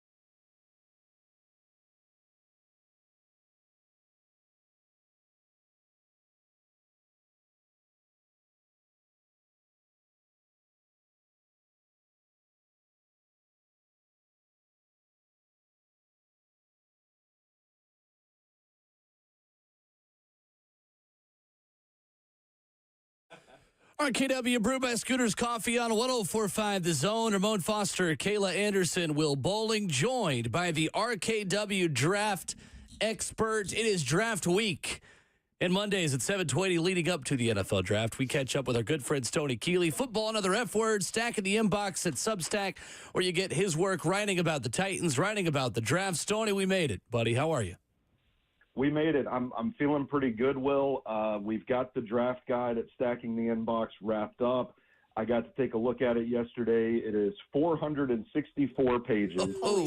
We did over 200 prospects, and on Easter morning, as I was writing up my last eval, Zach pleaded with me, please stop adding players. Like, at this point, you're done. We're done. We got to get this thing released. And he told me to go be Thanos, just enjoy my garden after the end of the Infinity War. So I'm feeling pretty good. It's nice to have the hay in the barn, and now I just get to talk about these players for a week straight. You're just going to sit and rest. Perfectly balanced, as all things should be. And get you some scooters while doing it, right? That's right. Absolutely. Stoney, Cam Ward, for people that are just tuning in, because we have an audience for that. I know you probably do as well, of people that say, all right, it's draft week. What have I missed, right? Why is Cam Ward the consensus number one quarterback at this point of the process? And Stoney, in your mind, what do the Titans need to do in order to make him successful starting as a rookie of this football team? Yeah, well, first of all, I had somebody in my mentions a week ago say, what do you think about the possibility of going Jackson Dart in the second round? And I was like, hey, buddy, you're a little late to this conversation. Right. We were having that discussion back in January. So I definitely feel you. There is a certain wave of fans that are just now getting around to the draft, and that's perfectly fine. Not everybody has to be a complete sicko like me watching tape in October getting ready for this event. But I think the thing that has happened over the course of this draft process that has eventually made Cam Ward the likely number one overall pick is that the Titans have simply gotten to know him. They've gotten in a room with him. They've started ironing out some of his strengths and weaknesses, and they feel like he is their guy. They have discussed what he's good at, what he's not good at. They obviously feel confident that they can fix the things that he needs to fix, and they feel like they can build a franchise around him. As for what they have to do, I think there is a legitimate risk factor with Cam Ward. I don't think he is the slam dunk number one overall pick that we've seen in recent draft classes. I don't think he's a Caleb Williams caliber prospect, but I do think there is a high potential with him. There's just a risk factor with him. I think that there's a lot of his play that ends up being turnover worthy for one reason or another, and we can dig into that if you guys want to. But I think if you iron that out, I think he does have the potential to be an upper echelon quarterback in the NFL. And Stoney, it is tricky, isn't it, with Cam, because you want him to be himself. You want him to create off schedule at times, because it's more like Josh Allen than Will Levis, right? Like, you get some amazing moments at the end of some of those plays. You also get some what are you doing moments at the end of those plays. What are the big weaknesses that make him such a big risk specifically in your mind? Yeah, I think you kind of alluded to it there, Will. I think he is a little too willing to play out of structure at times, and I think that's a good thing, right? You like play extension. You like a guy that keeps his eyes downfield. I don't think he just bails on the pocket just for the sake of bailing on the pocket. He's an assassin in those situations, but there are times that I think he's too willing to throw off platform, which basically just means, across his body, off his back foot, whatever. It doesn't matter where he's at in his throwing motion. The ball's coming out. Instead of resetting and like stepping into the throw a little bit. I think you see some quarterbacks that can do that pretty easily. And with Cam Ward, it doesn't seem like a technical deficiency. It just seems like a byproduct of his alpha mentality. I mean, he just seems to throw the ball like, no matter what I do, I'm going to make a play here. Mm-hmm. And while I do think that is an endearing trait in some sense, I also think that it could be quite a risky issue when it comes to the NFL. I think there are a lot of throws into coverage, no matter what the coverage is. And I don't know, I wrote about this in my scouting report on Stacking the Inbox. I don't know how much of that is just Cam Ward's wiring and how much of it is the Miami offense. Maybe the coaches there saying, this is the ball you got to throw, you got to look to this. If you see the slightest window, just chuck it. I think some of his placement can be a little inconsistent at times. He tends to throw behind guys, making tight windows tighter unnecessarily because he's just not consistently getting the ball out in front of people. And I think all these issues kind of add up to give him this sort of turnover-worthy factor about his game. Now, I do think a lot of this is correctable, and I do trust the Titans coaches to be able to iron those things out. I think the important thing for them to learn throughout this process is that this dude does have the mental makeup to get past some of this stuff. And we might not necessarily want him, like you said, Will, to get past everything because some of this stuff is what makes him special. So can you live with the 2 to 3 questionable throws that aren't disastrous to get the big time throw every once in a while? Probably. I think that's ultimately where the Titans landed here. Stoney Keeley, our NFL draft expert, he's been with us this whole offseason doing a great job. To add to that, too, and I'd like your thoughts on this, and then the second part to my question is, will he have the tools right now to better himself, or what do they need to do to help him in that way? But I had one of my guys that covers him over there when he was at Washington State say he also needs to work on the timing. He says, like, some guys can buy that timing in college, but at the next level, you have way better competition you're going against, so it's not as easy, obviously. Yeah, absolutely. I think that is one of the things that kind of leads to these, like I was talking about with the inconsistent placement. I think he tends to get out on the move, and then these balls end up a little bit behind guys. You see guys having to adjust quite a bit, and it kind of slows down the timing of the route, too, on the other end of the equation there. So I think that is something that, like I said, you would think when I do my evaluations, it's based solely on the tape, solely on the data. I don't get to sit in the meeting rooms with these guys like the Titans have. So I feel like that's one of the things that's so evident on his tape that it would have had to have come up at some point in one of these conversations, and they still feel like he can be their guy. So I think that should be encouraging for Titans fans. As for the tools around him, I definitely like the way they've attacked the offensive line this offseason. As far as weapons go, I kind of feel like they're going to go heavy on wide receiver in the draft, and I think they may pick up a tight end as well. And it's not like free agency is over either. You're not going to get another guy the caliber of Calvin Ridley at this point in free agency, but I do think that there are plenty of options for guys that can fill roles in the NFL in this draft where maybe on day 3 you get a slot receiver. Maybe on day 2 at 35th overall, you get the compliment to Calvin Ridley. Maybe on day 3 you get a tight end that can make a play here or there. And then all of a sudden you figure the protection's better. Maybe it leads to the run game being a little bit better. Maybe you get a few better weapons around him. And all of a sudden I feel like this supporting cast for Cam Ward isn't looking as bleak as it did maybe a couple of months ago.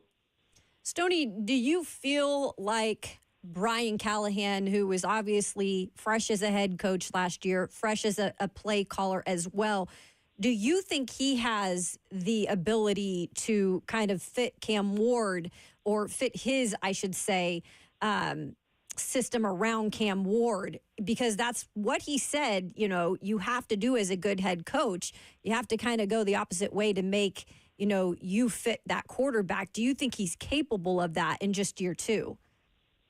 I do. I mean, for the track record, the 3-win season in his rookie season as a head coach, I know that there's a vocal majority of Titans fans that have questions about Brian Callahan. I think he's a sharp guy. Actually, as a side note, my next big project now that the draft work is done, I'm going to go back to charting his offense from 2024. Nice. I was working on that a little bit before the draft work took over. But I think like from a personnel grouping standpoint, formations, number of plays, volume, the deep bag, I think he's a sharp guy. He has a track record of working with quarterbacks. I think we've heard him throughout this offseason say that you don't pass up on a talent for a scheme fit, and he has acknowledged that he would have to tinker with the offense as it was last season in order to fit Cam Ward's strengths. I do think he's generally well received in that locker room based on the player survey that came out about a month or so ago.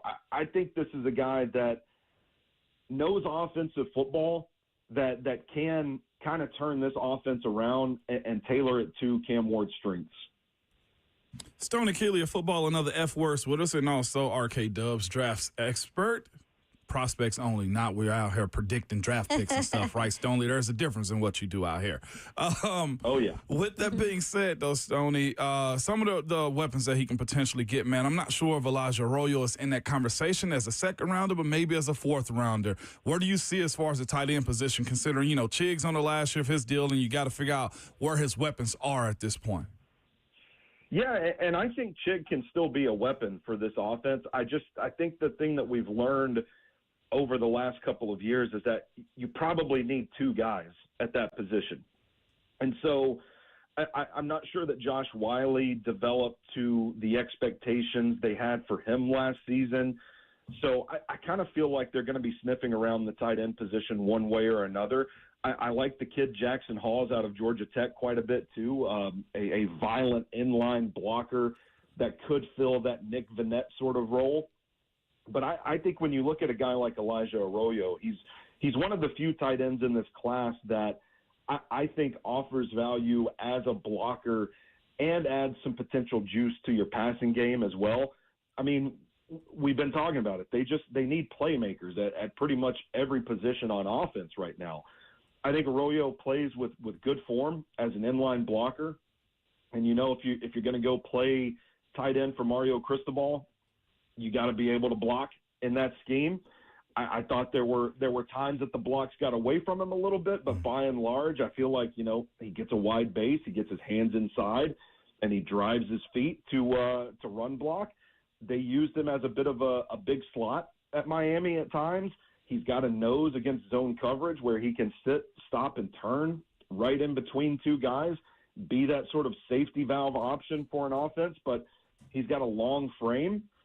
He can go up and pluck a ball out of the sky and can separate through contact at the line of scrimmage and at the point of his break. So that's a valuable skill to me. I know there are injury concerns with him, and we haven't gotten any word as far as a 30 visit or anything like that with the Titans, but I look at him and think if you are going to take Cam Ward, what's it hurt to roll the dice on a guy like this that already has that built-in chemistry with him?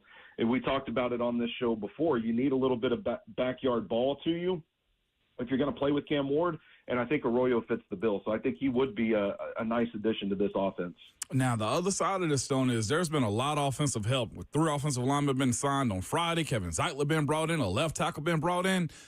Stoney, where's the defense? Do you actually go the opposite direction and pick somebody in the second round that can help on the opposite side of the ball? I also help Jeffrey Simmons and Amani Hooker. Yeah, so they've been looking around defensive linemen, and it's kind of interesting because I don't think you would look at that necessarily and say it's a pressing need for this defense. I think they probably feel like if they can just get healthy and just improve at a couple of different spots, the defense is going to be much improved from where it was down the stretch. Earlier in the season when everybody was a go, I mean, it was a pretty good unit. I don't think it was as good as the yardage statistics suggested, like it was the best defense in football, but I think it was good. It was a serviceable unit that was ravaged by injuries, the trade of Ernest Jones IV. So I don't think they are as many pieces away from getting back on defense as they are on offense. But the fact that they're looking around so many defensive tackles is really interesting to me. And, I don't know if there are any certain potential trades on the agenda for this franchise, but when you think about how much they've talked about building in the trenches, even with, Jeffrey Simmons, Tavondre Sweat, they re-signed Sebastian Joseph Day, they get Draymond Jones as a free agent. I mean, if you just keep adding guys, we've seen the results from that in the form of the Philadelphia Eagles, who have a really deep rotation at defensive line. So there are a couple of late day 2, if they happen to pick up an extra third, early day 4th guys that they've been sniffing around that I really like. Ty Robinson out of Nebraska, a guy that plays hard, burst off the line, can walk a man down, fire his hands. He has some pass rush moves. He's alignment versatile, meaning he can kick out to defensive end. He can play inside over the guard, line up directly over the center, whatever you need him to do. And he's a bit of a grinder. TJ Sanders, thick core, mean bull rush kind of guy. He's got really good hands that you see on cross swipes and push pulls and clubs and that sort of thing. He is a productive combo of power and pass rush potential as well. Checks a lot of the boxes that you look for in a defensive tackle. So whether, there is a trade out there or not, I think defensive line is something that you can't really have too much of. And there are some guys on day 3 in a very deep defensive line class that I feel like could really add some more teeth to this defensive front. Stoney Keeley, our guest this morning on Ramon, Caitlin, Will. Stoney, I know you are also a big fan of Isaac Tesla, the wide receiver from Arkansas. Big guy, 6'4", 4.43 in the 40, and a guy with a very strong athleticism grade and relative athletic score, all of these things. What do you like about him, and how does that athleticism project to being an NFL receiver with more production maybe at the next level than he had at the college level? Yeah, it's crazy to me, Will, that Arkansas looked at this guy and said, you know what, we're going to use him exclusively in the slot and nowhere else. I don't know. That offense is kind of puzzling for him and for Andrew Armstrong as well, who's also in this draft class that I like quite a bit. But with Tesla, man, he is a dog. And he first caught my eye at the Senior Bowl. He was a late addition to the Senior Bowl. I don't know if it was because somebody backed out or what, but he will go up and get the ball. He was practicing hard all week. He had a good performance in the game. That 2-minute drive where Seth Hennigan marches the length of the field and then throws the touchdown to Jack Besh to win the Senior Bowl. We don't often talk about what a great game the Senior Bowl is, but that was an incredible moment. And Tesla had a couple of really crucial catches on that drive to keep it going. I was really impressed with that. But you look at the traits, the size, the speed, how it shows up on film. This is a guy that can get to top speed quickly. I mean, a couple of steps off the line of scrimmage, and he is gone. I mean, he can really accelerate and separate, which is an important trait that you look for to translate at the next level. But he's also nuanced in how he uses his hands and his feet to manipulate defensive backs, get him to bite at the point of his break. This is a guy that can separate in a number of different ways, and I think the draft community was kind of late to catching on to him, but once they did, he raised a lot of eyebrows. This is a quality player that should go on day 3, but I wouldn't be surprised if he ends up going a little bit earlier than that. Stoney Keeley joins us here leading up to the NFL Draft Mondays at 7:20. I will have one more draft visit with Stoney next week to recap the entire class. Crushing it. We are locally sourcing out our draft coverage here, and Stoney Keeley absolutely brings it. Watching a lot of film again. Stack in the inbox where you check out the draft guide. 400 pages. 200 prospects, and we're excited, Stoney, to look at the fruits of your labor, man. Really appreciate it. Thank you guys for having me on this cycle. It has meant the world to me. And let's go have a Monday. Let's do it. Let's do it. Absolutely yes, right. Sir. Stoney Keeley with us this morning. We will catch up with him next week to recap the draft class. Yeah. Good stuff. I can't even believe it's here. He's done a great job this year. Has. Coming up, one of my favorite parts of the NFL draft process is Bruce Feldman's Draft Confidential. College football coaches with no agent agenda, with no agenda to lie to us, telling the truth about draft prospects. What did they say about Cam Ward and other quarterbacks in the NFL draft process? Some very interesting stuff from The Athletic this morning that we'll talk about next.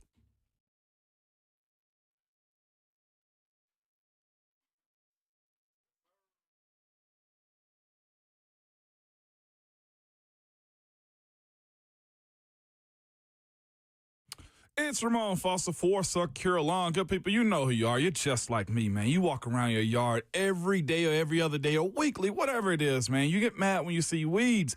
You obsessively care about your grass. Your spouse and your friends tell you You talk about your grass more than you talk about anything, and that's because you want to be the envy of your neighborhood. Listen to me. If you want the best-looking lawn, no weeds, thick, full, free of anything that can attack it over the duration of the summertime, you need to go to Secure Lawn. It is that simple, man. I would show you a picture in my yard, but we're talking through the radio right now. Trust me on this one. They are some of the best folks to do it, man. The local and family-owned, too, man. Just so you know. Been servicing Middle Tennessee for over 20 years, and they're just punctual. Quick response time. If you have a yard issue, listen to me. This is a company I've trusted for the last couple of years to do my grass, man. They are simply the best at it. So whether you have your residential, commercial, even athletic fields as you coaches start to get those football fields together, go ahead and reach out to the company I trust, and that's Secure Lawn. You can call them at 615-893-8455 or go to securelawn.com. Hey, don't think that there's something wrong with your house and that's why it's not selling.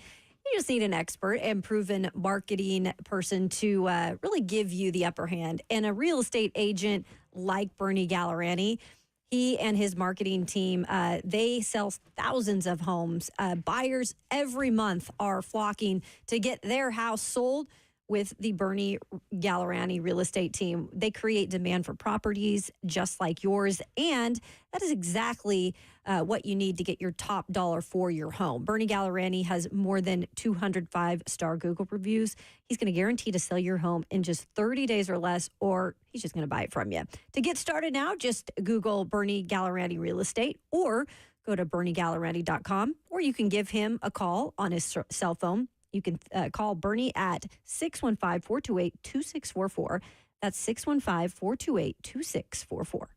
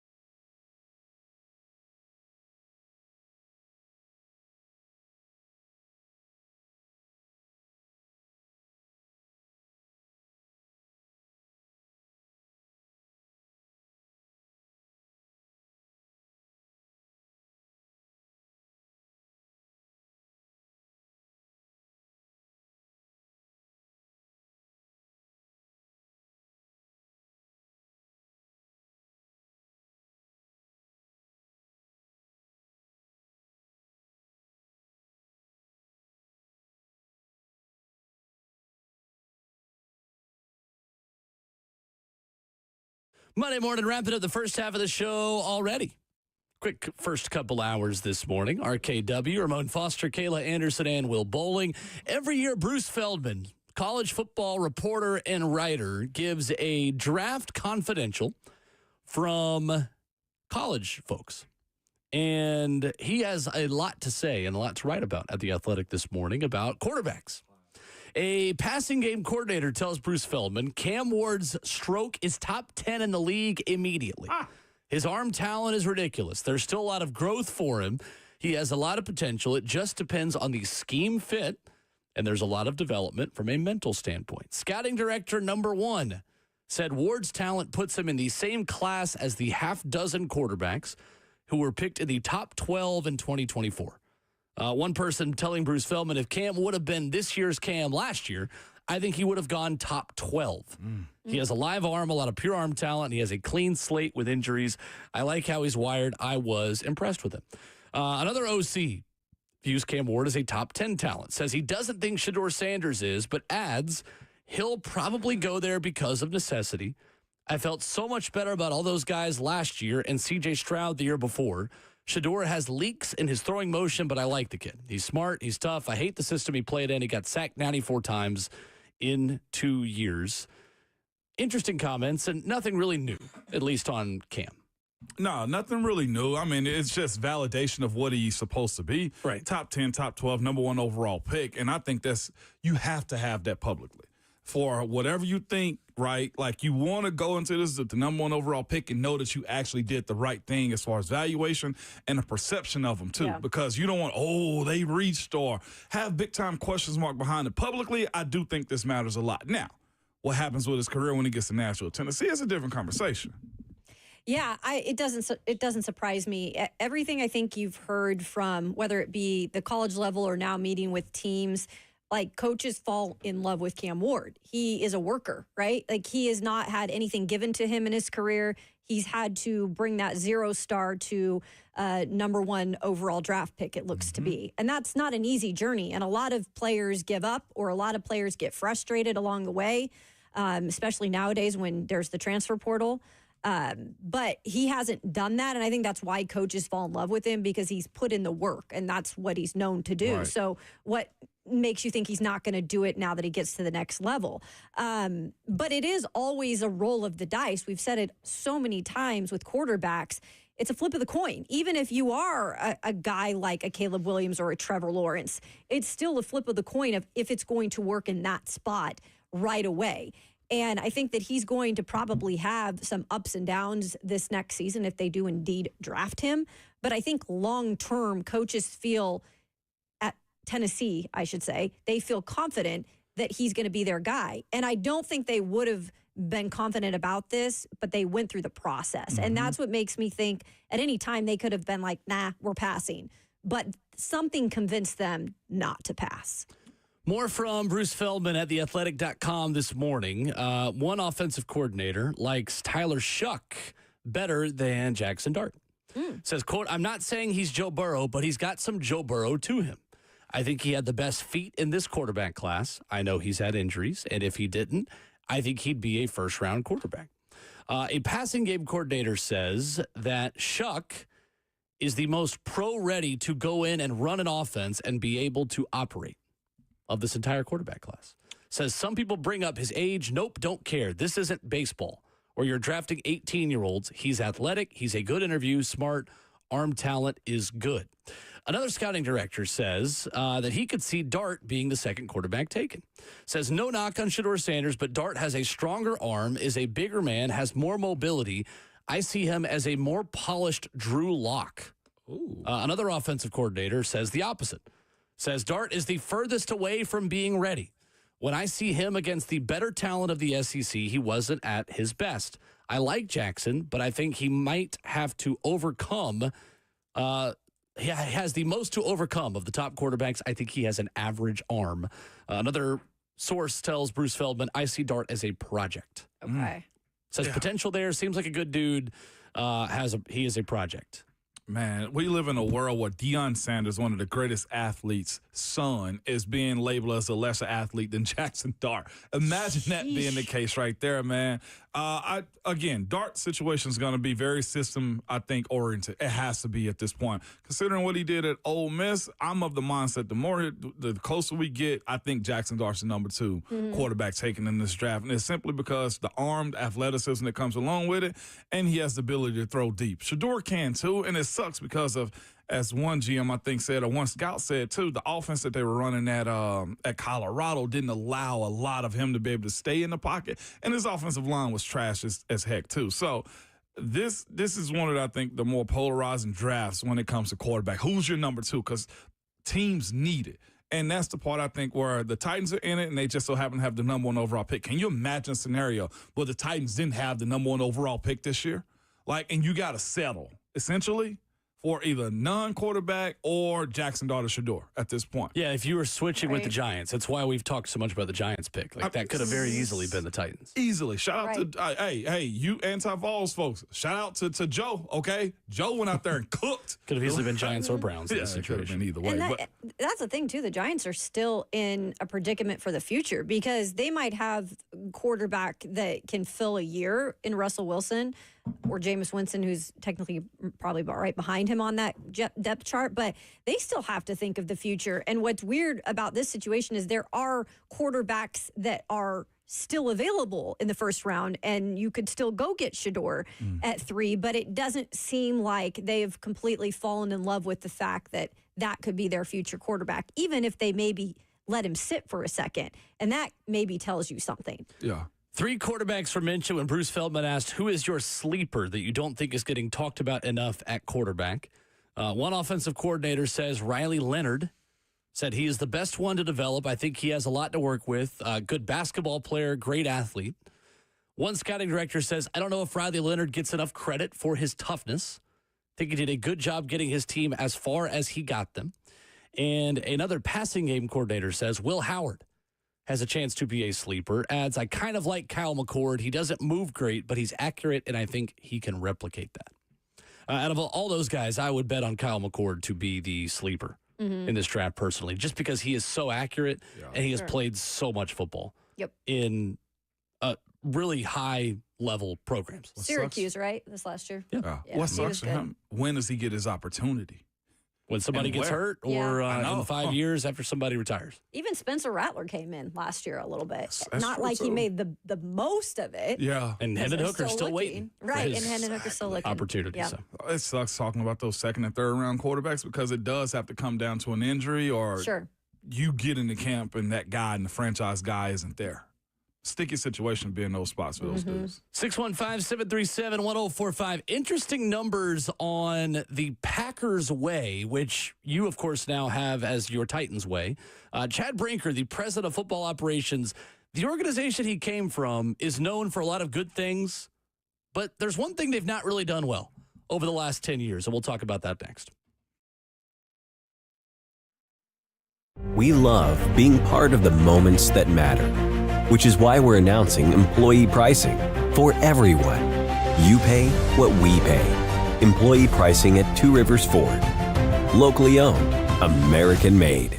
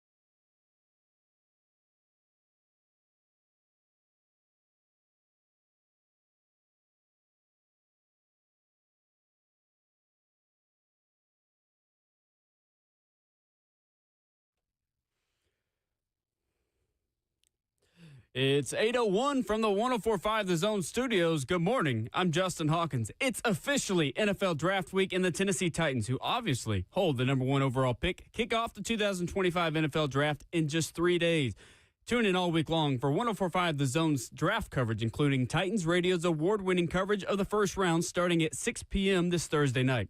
And in Vols news over the weekend, former Tennessee quarterback Nico Collins officially announced his commitment to the UCLA Bruins yesterday, taking to Instagram, breaking the news. Now, all eyes turn to Joe Aguilar, who transferred to UCLA from Appalachian State this offseason to be the Bruins starter. Among the schools that could be in the mix, should he transfer, Tennessee, who is still in search for a third quarterback. And for basketball, per Joe Tipton of On3 Sports, 5-star, 6'9" Nate Ament out of Virginia has announced his commitment to Tennessee. Ament is reported to have chosen the Vols over Kentucky, Arkansas, Louisville, and Duke. Ament is the number 3 overall prospect in the country and is reported to be the highest-ranked commit in program history.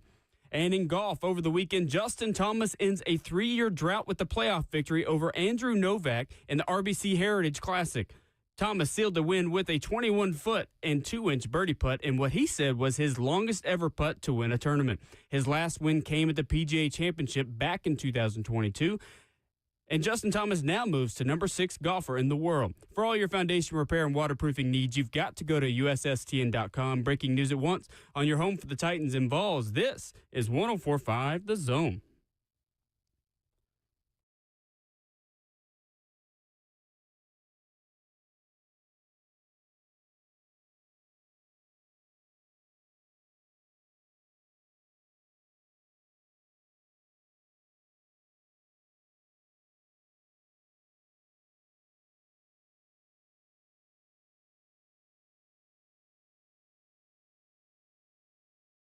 RKW 104.5 The Zone into the second half on this Monday morning edition. Kicking off NFL Draft Week. Streaming this show live on Facebook Live, YouTube, Twitter, or Twitch. You can call us at 615-737-1045. You guys ready to step into the draft room? Let's do it, man. Absolutely. 15 minutes. We're going to do a live PFF mock draft. We're going to do 2 of them for the sake of conversation. Okay. One of them will have us sticking and picking with the number 35 overall pick. Another one will have us trading back with the number 35 overall pick. We'll see what PFF thinks we can get, depending on who is available and what is available to us to pick at number 35. Sounds fun. So, interesting stuff. Betway put this out. Looked at every team's draft picks over the last 10 drafts, analyzed them based on the following metrics.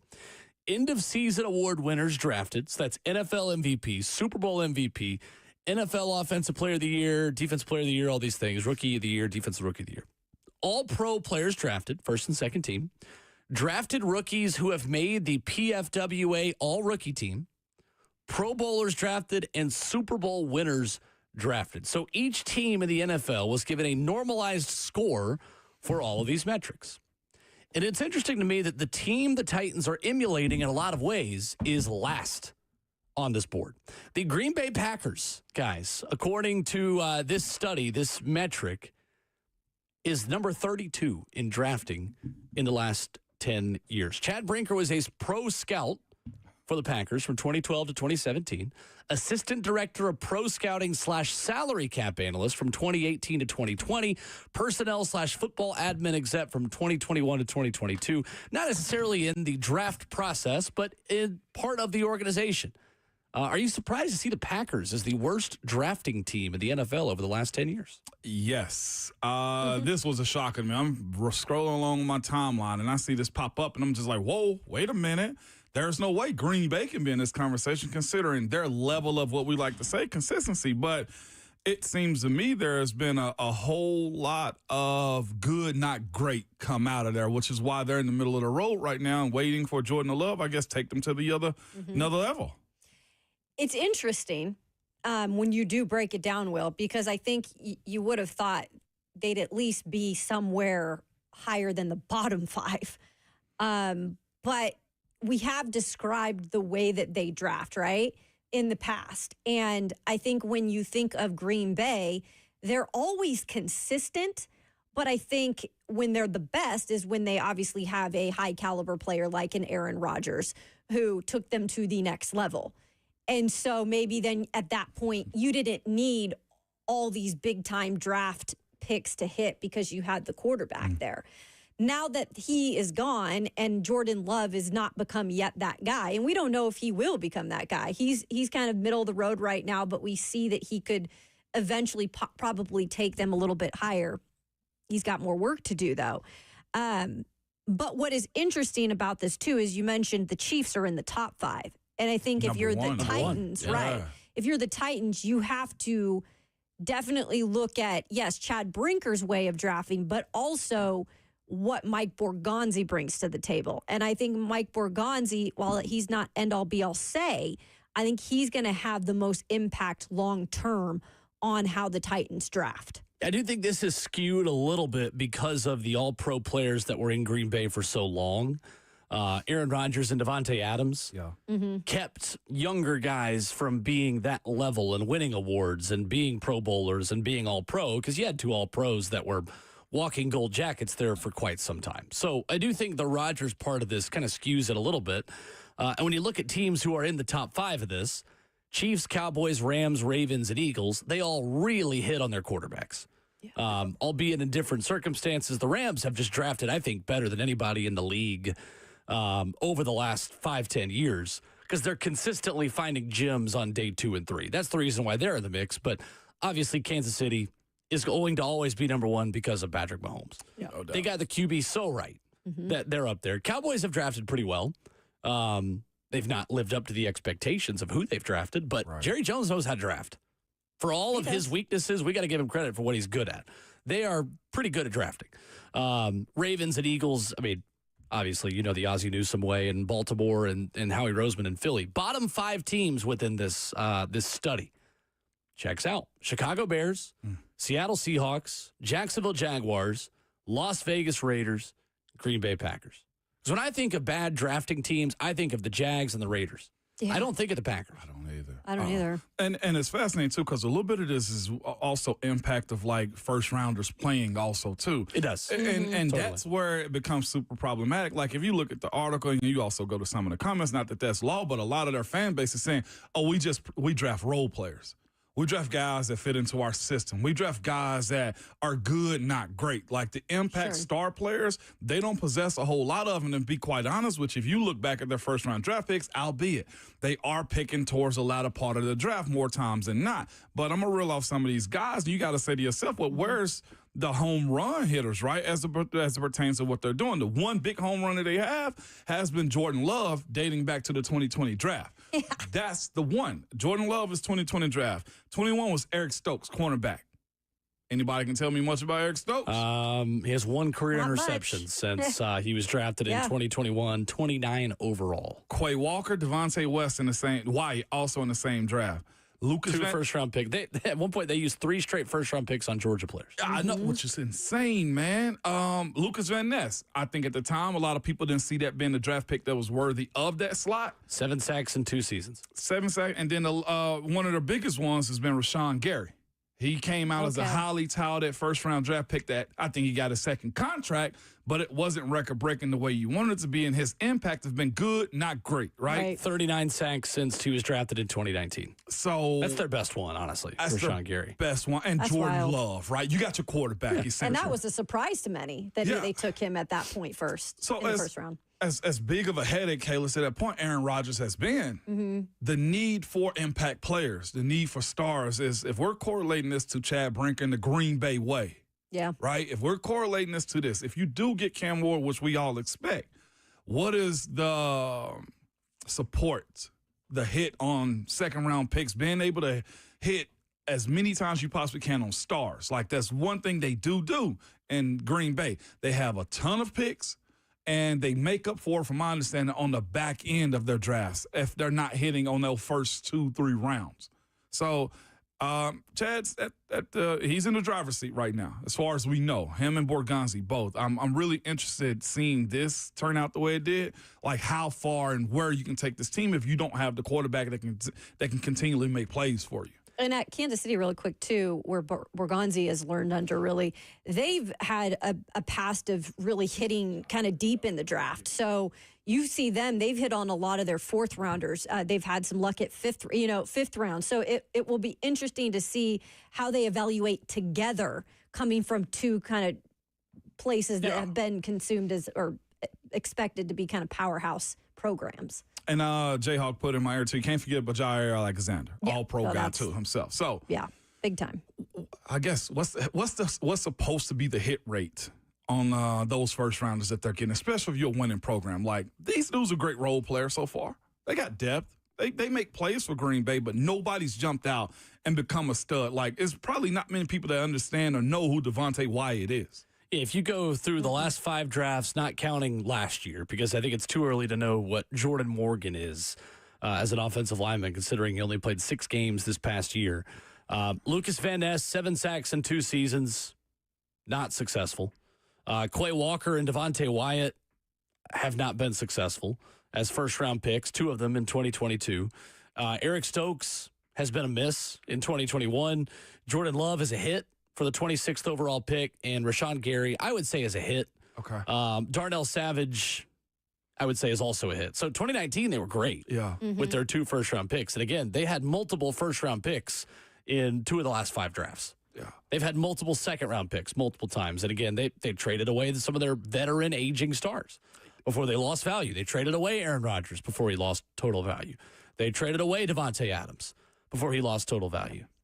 Yeah. You're willing to trade Jeffrey Simmons before he loses total value. That's your one movable asset that's worth a lot of picks or a lot of capital at this point for the Titans, if you want to follow that method.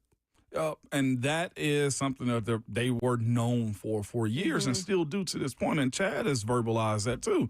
Want as many picks as they possibly can get. And right now they're in a position. Was it 2 5s, 2 6s that they have right now? Titans 2 4s. 2 4s, 2 6s. Couple 6s as well. Couple 6s No too. 7s. No 7s. Which is not bad in terms of your first year kind of having a new regime and wanting those picks. I mean, the future, they're going to continue to want as many picks as they can get. Absolutely, man. And they got a good bit out of John Ryan Jr. Also, he's now with the Giants too.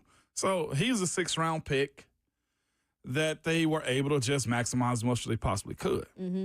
Coming up, we will take you into the virtual RKW draft room. Pro Football Focus's draft simulator gives us the opportunity to stick and pick with the Titans at the 2nd-round pick, or also trade back. We will do both and show you the differences in the draft classes, or we'll have you pick which draft class you like more in our virtual draft coming up next.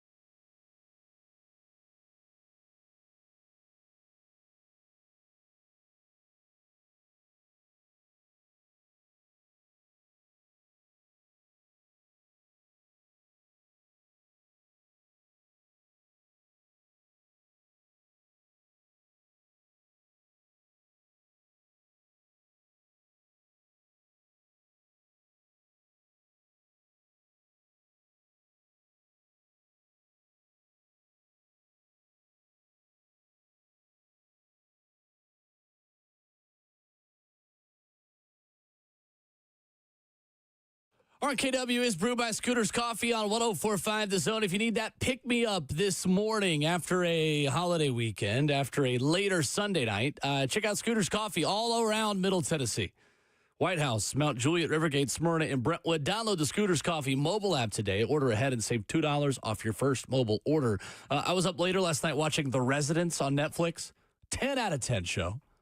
So I have already gone with an extra cup of Scooters this morning. Nice. What show was it again? It is a murder mystery in the White House show called The Residence on Netflix. Nice. It is outstanding. All right. Giancarlo Esposito, the guy who's Gus Fring, plays a main character in it. I'm so glad he's getting his flowers, man. He's getting a lot of roles, man. I like him. So we are stepping into the RKW draft room at Pro Football Focus, PFF.com. If you have not been on their mock draft simulator, then you have a lot of hours in your life that have been taken from mine over the last couple of months.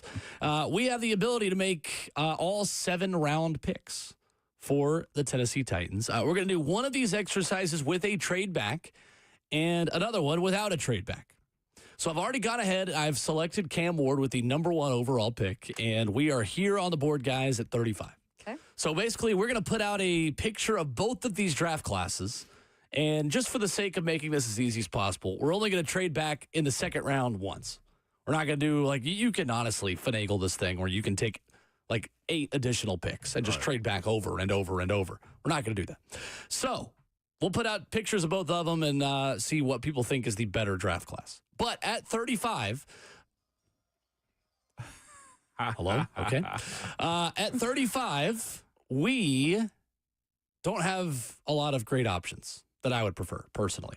So in this PFF simulation, Luther Burden is off the board at 30. You also have Alec Ayumanor, the wide receiver out of Stanford, gone. So available to you on the draft board, you have Trey Amos, corner out of Ole Miss. You have Xavier Watts, safety out of Notre Dame, we know the Titans have met with. You have Jaden Higgins of Iowa State, wide receiver. You have edge rusher Landon Jackson from Arkansas. You have wide receiver Jack Besh of TCU. What are we thinking? Pick 35 here. We have no trade offers. So let's make this our stick and pick option at 35. Not Ayumanor. Who's the other wide receiver behind? So the wide receivers who are available are Jaden Higgins of Iowa State, Jack Besh of TCU, Jalen Royals of Utah State are the top 3 names on the PFF draft board. I'd take Higgins. Kayla, where you at on this one? I was kind of in the mindset that if you didn't have an Ibuka or a Burden there, that I would almost take an edge at that point. But if is it Landon Jackson, the best Landon Jackson available? is the best available edge rusher out of Arkansas. He is a good one. He is a good one. He tested well. He did what you want him to Tested do. very well. I think he's a straight edge guy, not a stand-up guy. He's a hand in the ground type of guy. I question his movements at time. Like, he's kind of straight-hipped, I feel like. But I like him. He can be a menace. Is he a 10, 12 sack getter? I don't see that yet. Right. But he also reminds me a little bit of how Trey Hendrickson rush. Like, that's the way I view in that him. case. I know, that's what I'm saying. Like, he can turn into a better rusher is the way I see, like, how he plays. I don't see him as being smooth and getting around the edge. You know what I'm saying? Like, he may be a beat you type of guy to get a sack. Right. I think, and we've talked a lot about Besh too being what it looks like would be a very nice blanket to have for Cam Ward, but it's just so hard thinking that you'd take him at 35.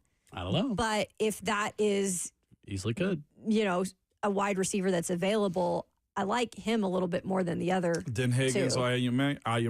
Ayumanor's gone. He's gone. Oh, he's gone, yeah. No, I said he was Stanford gone. wide receiver. He gone. Might be. You're good. What do you guys think? I'm almost like, let's just go with Besh then if he's there and we're not so sure on Landon Jackson. I ended up picking the wide receiver out of Iowa State. So what's Higgins? your Going Higgins? Higgins. Yeah. You want Besh? Yeah. All right, we'll go Besh. Yeah. Jack Besh would be my pick. We'll go out of Besh. those guys. All right, Jack Besh, TCU at 35. So we have gone quarterback at 1 and wide receiver with our second round pick. In this circumstance, by the way, Emeka Ibuka would have gone 20th Oh, wow. to the Broncos. Okay. And Luther Burden goes 30 to the Bills. All right. 30 to the Bills. Okay. A weapon Was for them. James Pierce Jr. on that list? James Pierce Jr. Not yet. No, he was first round pick. Lions at 28 There you go. is where James Pierce Jr. went in this circumstance. Stacking up again on D. Golly, yeah. Sheesh. Sorry for the doggone expressions right there, but that is a Lions Because if move. he was there, I almost would have said, let's just go with Yeah. James Pierce. All right, pick 103. So we just waited. We went from 35 to 103. Unfortunately for Kayla, Kyle Williams is the number 1 player on the board, but we've already taken wide Yeah. receiver in the Dang second round. it. Tough. So Oluwafemi Oladejo is still there Out of UCLA. out of UCLA edge rusher. Okay. Cameron Williams, the Texas tackle. Anthony Belton, the NC State tackle. Damian Martinez, the running back from Miami. And Ashton Gillett, I believe I'm saying that correctly. Another edge rusher out of Louisville. I mean, Oluwafemi Oladejo at That's- 103 feels like crazy who I value. like. I don't know how in the world he is there at 103. Yeah, we take him I'd at say, 103. yeah, That feels pretty easy. Like I kind of want to look at other options, but like there's not really a reason to. No. They gifted us that Yeah, one. you got to take it. 100%. All right, 103. Oluwafemi Oladejo, edge rusher, UCLA. What are the linebacker options at that point? I don't know. Because I already Matt Miller took talked on Oladejo. Friday about late round linebacker. Already got him, though. Already We took picked. him. Just see, you went and got coffee and donuts, and now you missed the Coffee decision. and wait, there's coffee and donuts? I mean, it's draft night, Kayla. We got to have. It's draft We night. do. Somebody's got to make a run for it. Thought it was Justin, Monday you at missed the 8:28. discussion on that draft pick right there. Sorry, bro. Sorry, You bro. already roasted me? I mean, pretty much at this point. At pick 120, Kyle Williams still there. Oh my gosh.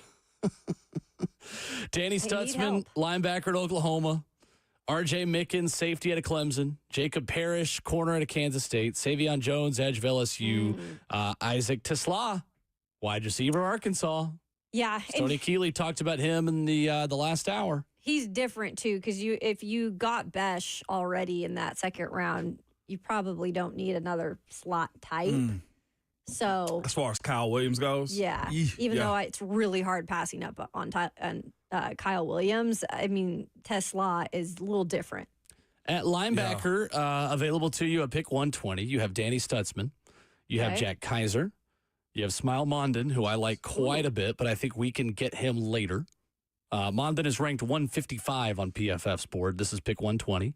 Stutzman is ranked 110. This is pick 120, so that would not be bad value at inside linebacker. At tight end, you have a good amount of options who are around where you're picking at 120. Gunnar Helm of Texas is ranked 115 on the PFF board. Benjamin Urasek of Georgia is ranked 119. This is pick 120. Any other positions you'd like to know more about on who is available? I'm sold already. I'm not sure where y'all are on this one, but I got my guy in mind, Kayla. I want Stutzman. I'll be honest with you on this one. I like him. I think he'd be a good fit here for the style of ball that you want to get back to playing. He's a downhill guy. He's bigger linebacker. He ran a low 4.5 considering his size at 6'3", He's a stud. I'm good 230 with plus. you. I'm good with that. Yeah, I'm just stating the claim, just trying to make sure we get the most value Yeah. out of this pick right here because we can't look like fools when we hit to this press conference, y'all. Yeah, I agree. I think that's See, I'm taking this like a real, like you a are. real draft. At I this mean, point. you're going to need more Yeah. weapons, but I think at this point, you know, this is somebody who you've got to fill needs. Yeah. So I'm with you on that. Can I Yeah. talk you into RJ Mickens? Okay, why? Safety out of Clemson. 17 run stops last year, according to Pro Football Focus. 7 forced incompletions, allowed a passer rating of 59.6. He had 55 tackles last season for Clemson and an 89.8 coverage grade from Pro Football Focus. You still going linebacker over safety here at pick 120? Yes, that's a run stopping. Okay. Well, I think you it's- just need do it. something. And considering also the Titans' offseason signings, having what's his name, Xavier Woods also be a starter here. He signed a 2-year, $10 million deal. You have him in place a little bit too, Will. You re-signed, getting to him. Also re-signed Mike Brown as a part of this conversation. Yeah, sure. And Darrell Baker Jr. So, I mean, we're there. Yeah. I think a All right. linebacker is a bigger need at the moment, and you can yeah. always address safety when you get to training camp. Sure. So Danny Stutzman becomes a Tennessee Titan at pick Okay. 120. All right, we are up to pick 141. A lot of the same names still out there. Kyle Williams, Isaac Tesla, Kyle. Billy Bowman, Benjamin Urasek, RJ Mickens. You got a lot of options here. For the sake of conversation, too, and talking about this maybe being a little bit of an outdated algorithm, Tyler Shuck is still on the board, and we're in the 5th round. Wow. So not all of these prospects will be available. I really think Kyle Williams is going higher than that, too. Yeah, I do too. You know? There's no way Kyle Williams is available in the 5th round. No. If we're having that conversation, I want Kyle Williams in. Screw Yeah, I it. know. Or here's what I also say: we've seen team draft 2 quarterbacks in the same year True. before. Well, never mind. That'd be 5. I would go Tesla here. You want to go Tesla? Let's do it. Just to Same change reason, it up. because we've already got a slot Yeah. in Jack Besh. Let's do it. Isaac Tesla is a wide receiver, too, that can play outside. Mm-hmm. Let's do it. If you already drafted I'm here Besh, for it. yeah. Isaac Tesla, wide receiver, Arkansas. All right. We are down Kansas. to pick 167. And our draft class so far is Cam Ward, Jack Besh, Oluwafemi Oladejo, Danny Stutzman, and Isaac Tesla. We have 3 picks remaining, 167, 178, and 188. 167, I see Stoney Keeley's guy, Ty Robinson, is staring us right in the face. Let's take Ty Robinson. Okay. Do it. I'm with Defensive lineman out of Nebraska. Help for Jeffrey Simmons at the defensive line at 167. At 178, we have got some safeties who are still on the board. R.J. Mickens is still there, the safety out of Clemson. Yes. Okay. You've got Jalen Reed, the safety out of Penn State. Jordan Hancock, safety, Ohio State. Craig Woodson, safety, Cal. Malachi Moore, Dan Jackson. Malachi Moore still up? Yeah, oh yeah. Interesting. Malachi Moore ranked 186 on the PFF board. Okay. All right. Best available right now, Will. That's Let's R.J. go. Yeah, Mickens. so is it Yeah. Mickens? Safety out of Clemson. Yeah. Sure. Can't hurt. That is pick 178. And then pick 188. That's our last pick. Uh-huh.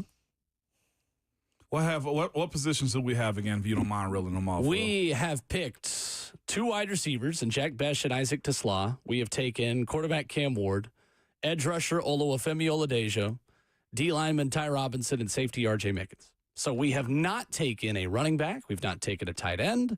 We've not taken a corner. We've not taken any specialists. Let's take a go. I'm even going with anyone. a running back we could go with or a tight end. Dante Thornton is on the board. If we want to triple up a receiver, I don't think we're going to do Don't that. tease me like that, Will. That's my Vol side coming out. I can admit that one right Fair there. enough. That was like me hearing Kyle Williams' name yeah. every time. We've What? not taken I know, an right? offensive lineman. True. I don't think they're going to take one. Miles in this draft. Frazier, guard of LSU, is out there. Miles Frazier's is fine. I don't think there's a need considering how many guys you have in the room already. Because now you have added some veterans. Yes, you have. And Yesterday. we also have the free agency side of this too, that we Right. can all go get some serviceable guys. So what about running back? Who's best available? Marcus Yarns of Delaware is out there. Okay. The Oakland Patriot, Jordan James, Well, is sitting there. Taj Brooks of Texas Tech. Raheem Sanders of South Carolina. Actually, That's like it right there. see, and I kind of like Rocket. Brooks. Okay. Give me Rocket Sanders. Rocket Sanders. Because you need a bigger guy. Okay. Yeah, I'd that makes love sense. to go at Jordan James, but they got 2 Jordan James inside their meeting room right now.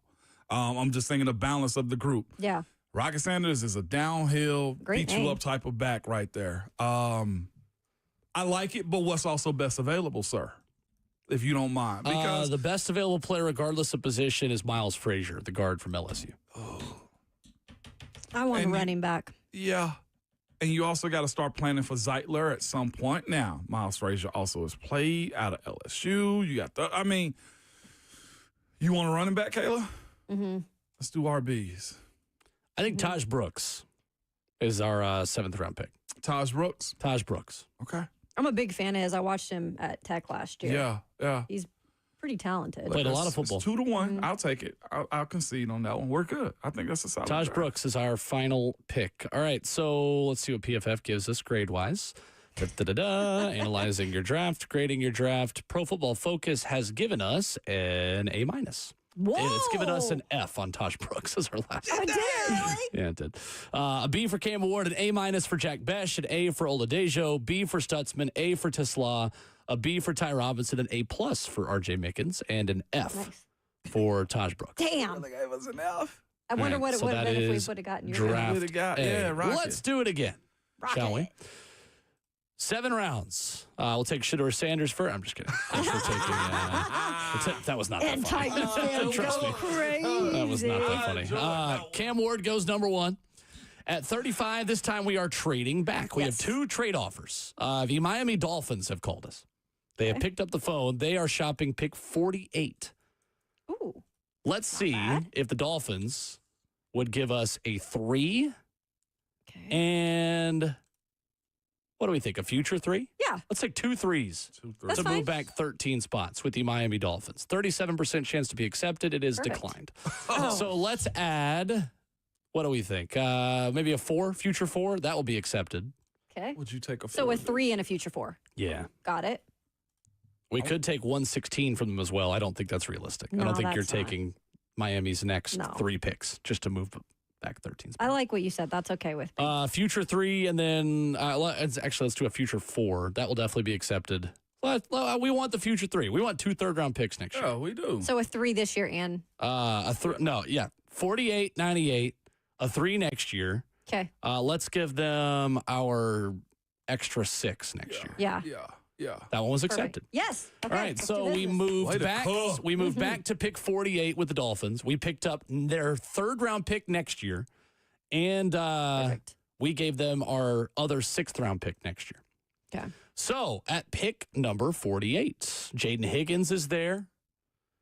Jack Besh, I believe, is no longer there. He went 38 to Vrabel and the Dolphins. So we have Ben Morrison of Notre Dame, Kevin Winston of Penn State, Omar Norman Lott, Jaden Higgins, Max Harrison, corner out of Kentucky, Cam Scattaboo. What are we thinking? Elijah Arroyo is there. Again, now we have a 3rd-round pick to deal with, but it is a Okay. late 3rd. It's only pick 98. I like Hairston out of Kentucky. Really? Yeah. Kayla? Of what you just said. there. What were the receivers Jaden there? Higgins is really the only receiver. Jalen Royals, we know we can wait on Kyle Williams now. Yeah. Now that we know how late he goes on these things. Okay. And Trey Harris, the other guy that's so there. the cornerback. Okay. I'm not opposed to it. You're going to need a cornerback eventually. And we don't even know what Snead's We deal is also yet. hadn't spoke on that. Yeah, we much have at not. all either. So My vote is Jaden Higgins. you going Higgins, y'all's vote? wide receiver? I said Hairston. I like Higgins. I All picked right. him last time. Caleb, Let's go break the tie. Higgins. Let's go I'll Higgins. go Higgins. That's Okay. fine. Jaden Higgins, Iowa State. Yep. Our pick at number 48. So we still get the opportunity to draft the wide receiver that in the last exercise we also had the chance to draft at 35. And we're thinking very strongly about. So now with our 3rd-round pick, we have got Kyle Williams, Tate Ratledge, Oluwafemi Oladejo, Charles Grant is there, Harold Fannin is on the board. What do we think? I think you need to go defense. So Third Oladejo is the round? top edge rusher again here. I think you Yes. take him. Give me defense. Okay. Yeah, Oladejo. Oladejo is a Titan. Then 5 picks later, we're on the clock again. Pick 103. Come on, Kyle. Is he there? Yes. He I think is you have to there. take him. Is a defensive lineman there available? It's good enough. Best defensive lineman would be Jamari Caldwell out of Oregon, according to the big board. Okay. And Ty Robinson is still there as well, but we could probably wait till 120 to get him. Yeah. Get Cam a weapon he knows. Sure. Let's Kyle do it. Williams. do it. Let's do There it. you go. Pick 103. Pick 120. Okay. Savion Jones, edge of LSU. Jacob Parrish, corner from Kansas State. Danny Stutzman, Isaac Tisla. Noel Williams, corner out of Cal. That's another one of Stoney's guys. Interesting. Let's go corner here. Yeah. Let's go Noel I'm Williams okay with that. of Cal at 120. Perfect. Pick 141 next. Danny Stutzman is still there. Ooh. Billy Bowman, safety out of Oklahoma, is still there. Stutzman. All right, Danny Stutzman I like this draft. Look at our that's a linebacker whole again. More options. at 141. At 167, Cameron Jackson, defensive lineman of Florida, Ooh. is available to us. Jalen Reed, safety out of Penn State. Could get a backup center, Seth McLaughlin. Seth McLaughlin. There's some good names still. Oh, yeah. I like McLaughlin. I do too. For the basis of Let's do it. when is Yeah. Corey Levin going to actually get a shot at the backup job, right? So you're going, where you're going Seth I'm McLaughlin going at 167. Kinda like him. Yeah, Okay. I like McLaughlin. Then at 178, let's go Cameron Jackson out of Florida. Let's Okay. do it. For the sake of changing it up a little bit. Ranked 130 on the big board. This is pick 178. Perfect. Letting the board speak to us. Mm-hmm. And then our final pick at pick 188, we have got Robert Longerbeam, another corner option. We've already gone corner. Right. Dante Thornton is there. Malachi Moore is there.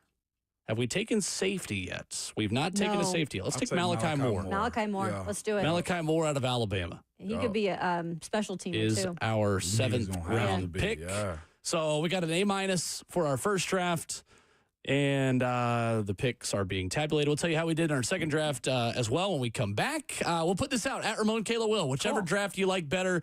Did you like trading back in the second round more, or did you like sticking and picking in the second round more? There are 2 mock drafts that came out this morning, 2 7-round mocks that have the Titans taking the same player with their second round pick. We'll see if the group likes what people are now saying the Titans might do in that second round coming up next.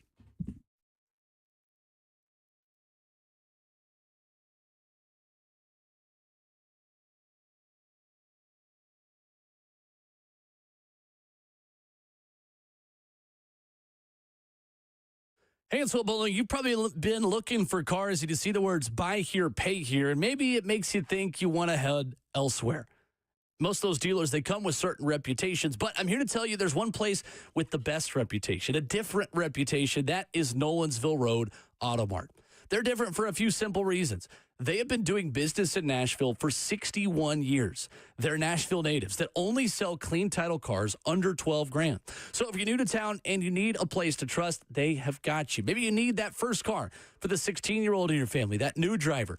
Well, they can do that as well. And if you don't want to take my word for it, check out the Google reviews. They are excellent, and that is saying something for a car dealership. One location on Nolensville Road, close to Thompson Lane. They'll get you in and out in an hour or less. So the best part, they're the oldest buy here, pay here in Nashville, and they work with your own financing if you've got it. 615-242-1279 is the number to call. Flexibility, transparency, and honesty. That's why I recommend Nolensville Road Auto Mart. Call them at 615-242-1279.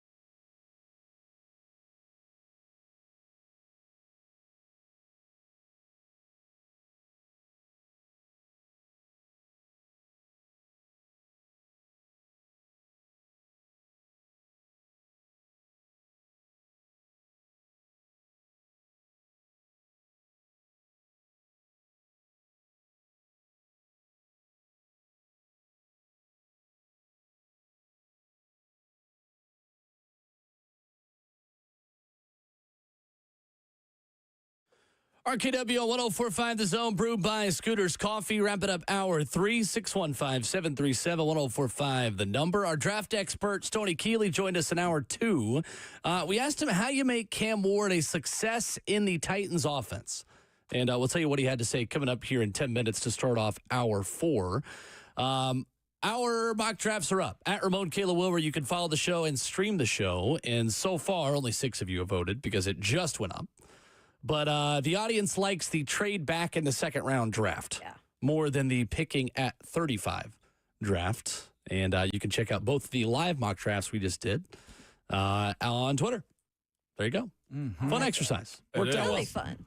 I'm about to look at the actual grade that we got. Oh, we got an What A. was it? Just We got an A for We got the an trade A? back one. Let's go. Yeah, Solid it's A. pretty easy. Freaking Thank you. go, baby. Got As long as you solid just A. don't pick random players, you Yeah. get a pretty decent. Is that how it goes for the most part? If you pick based on it's based on the value of their board. So if you pick someone at 130 that's on their board at like 90, then you're going to get a good grade. just looking at this, like Malachi Moore, I guess the perception of him I had at Alabama doesn't correlate to what his draft status and I guess perception is to a reality is. Not perception anymore, but even at pick 188, It's wild. PFF gave him a C+. That is that's the one pick right there that pulled the class down a little bit more than anything. Yeah. He was so highly regarded at Alabama and, was thought of a special teams guy and obviously position-wise as a safety. But there's been some things with him with the injuries and stuff. And I don't know why he's getting docked that much, though. Dan Brugler, The Athletic, has Malachi Moore as a 4th-round grade. We got him in the 7th, so I think that's probably more. Well, I think that's more indicative of PFF's algorithm not updating to pro days and meetings and all these things. Sure. Like this is kind of made at the beginning of the process and doesn't change a lot. Yeah. As the process goes. I get it. Understood that. It's the most realistic simulation, but it's still not that realistic. To be fair. Not bad. 2 mock drafts this morning. One from Jonathan Jones of CBS has the Titans taking 2 first-round picks and trading up with the Washington Commanders at 29 to select Luther Burden, wide receiver from Missouri. Okay. Jordan Reed's 7-round mock draft at ESPN.com also has the Titans taking Luther Burden, but with the 35th pick. Yeah. Wow. Choosing him over Emeka Ibuka, who he also thinks will be available at 35. Which is crazy on the Jordan Reed one. He had Emeka Ibuka going to the Jaguars at 36. Yep. That's fascinating, man. I see Luther Burden now dropping out of the first more than I do see him staying at this point. I mean, he's early second round. There'll be a run on wide receivers, I'm sure, straight right Would you after trade that. up? Would I trade up for Ibuka? It depends on how much they. Burden. I mean, for Burden, it depends on how much they love him. Like me saying this is a no. Yeah. But them looking at, hey, this is a way for us to really weaponize ourselves and really get to the front of the line. One of those dynamic playmakers, I do think Luther Burden, from what I've seen from him, what he did at Missouri too, on being the guy and being able to accept that role and live that role and initiate it, he's got that. And Tennessee needs a guy like that. It's a matter of what I'm willing to spend for him. When I get him at 35, I'm staying at 35 because to go into that first round, what he didn't say is what you're giving up. And I still want Ibuka over him. If I had to choose, I think he is more proven in terms of being a consistent player for you, in terms of what he's done up there at Ohio State every single year. He can be the number 2 and be fine with it coming in this season. I just think he is, I use the word safety blanket for Besh. I think he could be a safety blanket for Cam Ward as well. And you know what they've produced there lately. The wide receivers have worked out in the NFL in terms of what they're doing up there. I think they'd both be great picks. And I wouldn't be 35. mad at either of them. Yeah. But if I had Burden. to choose. I'd lean Burden. You lean Burden Higher on ceiling. this one. Yeah, and I get that too. He, I have no interest in trading up into the first round. I don't think this franchise is in the position to chase guys they're in love with. Like, let the board speak to you, and if anything, trade back. But this team is not in the spot to trade up and give away opportunities to make picks. And I would be absolutely stunned if Chad Brinker and this organization moved up back into the first round again. Same. Considering everything he said about how many top 100 picks he wants. That does not line up with their organizational philosophy They're more likely to trade back into the second pod of receivers than they are to trade up into the first pod of receivers, in my opinion. I'm with you. And they've done everything they've said they were going to do up to this point in terms of, not Chad Brinker, Mike Borgonzi. Yeah, no doubt they have. So that after they pick that pick 35 is going to be fascinating to see how they really piece this thing together, man. But not a bad draft bias. I'm doing one currently, which is why I'm over here hesitant and stuff like that right now. So You're seeing if you can one up it. I'm trying to see if I can one up it, but it's just one of those situations where you need as many picks as you have, and this ain't the year that you have a whole lot of them. So that third round gets you. So it'll tell a lot, though. Are they willing to go and help Cam as much as they possibly can in year one? Or is this, hey, no, we're going to take best available and actually build a team? My draft got an A. That part. What do you mean? Well, yeah, what'd you do? I did one real quick. You did one on your own? Yeah, he did. He was trying to one-up us. I'm sorry. Cheated on us. Yeah, it's all good. That's crazy. I just did something different just for the sake of it. I took Abdul 1, Luther Burden in the second round, Tyler Shuck in the fourth. That got a D. Took Kyle Williams. They're not high on Tyler Shuck on PFF. I took Kyle Williams in the fourth. They got an A+. Danny Stutzman in the fifth, A. Ty Robinson, D lineman, got a B. Seth McLaughlin, A in the sixth, and then Jalen Reed, safety. Okay. Got a C from Penn State. We're giving people a lot of drafts to digest. This would be Jeff Simmons' draft right here. Yeah. Hey, you're right. Jeffrey Simmons is getting on PFF.com. Jeff. Right? There you go. Yeah, Jeff. Jeff. Yeah, we'll get it over with on Thursday. I can't wait to see. Get it over with. Well, you do. I mean, this has been a long off season. What if fireworks We'll get the first pick over with. I mean, what if the real fireworks- draft begins for the Titans on Friday. Sure. Because we know who they're taking on Thursday. It's Unless minus they draft back 20,000. up. Right. Yeah, minus 20 would be grand is shocking. crazy. Who's that dumb to place that bet? I mean, if you bet $20,000, you can make 100. Oh my.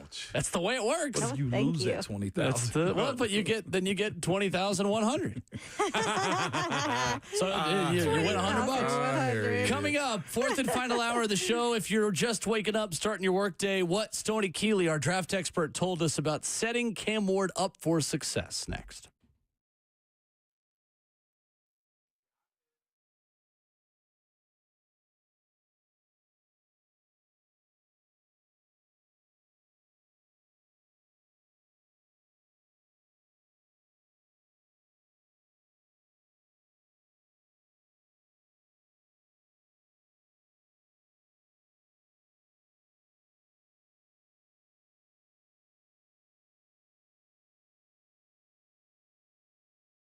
I've got a huge announcement from Two Rivers Ford, man. Just in, Two Rivers Ford is now offering employee pricing for everyone. That means you pay what they pay on almost every new Ford on the lot. And at Two Rivers Ford, what you see is always what you get. They don't do the things like adding expensive accessories or tack on service packages to increase the price of the vehicle.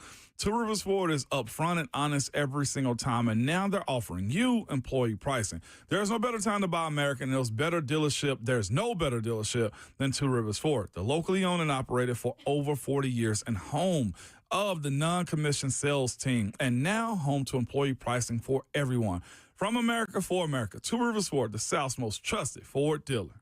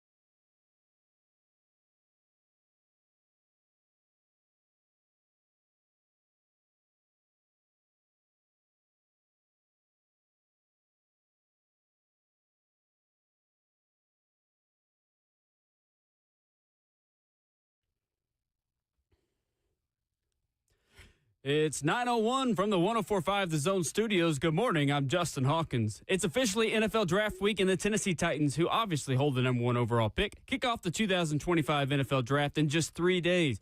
You can tune in all week long on 104.5 The Zone for our draft coverage, including Titans Radio's award-winning coverage of the first round starting at 6 p.m. Thursday night. And the latest in the NFL, the New York Jets are picking up the fifth-year options for all 3 of their 2022 first-round picks.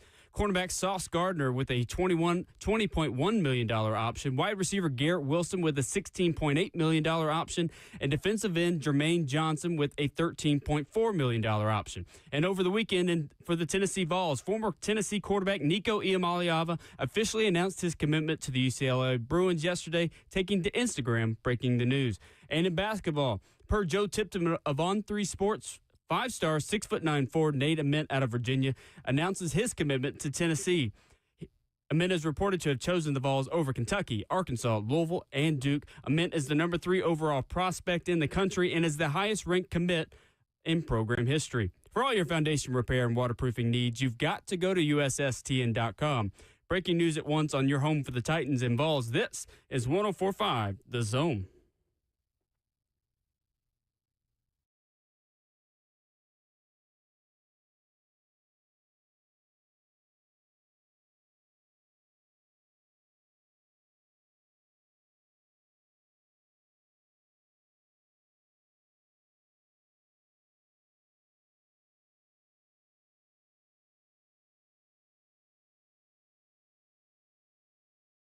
RKW 104.5 The Zone for one more hour. Kicking off your Monday morning. Your chance to complain with us. Tell you who in sports deserves to be roasted. Coming up in 15 minutes on the phones at 615-737-1045. Inching closer to 15,000 subscribers on 104.5 The Zone's YouTube channel. That was our goal. We stated after the season, before the Titans made the number 1 overall pick. We are getting closer. We invite you to go make sure you're subscribed on the 104.5 The Zone YouTube channel. Double check for us. Can't hurt. Yes. It's free to do. We love free things here on this program and many others.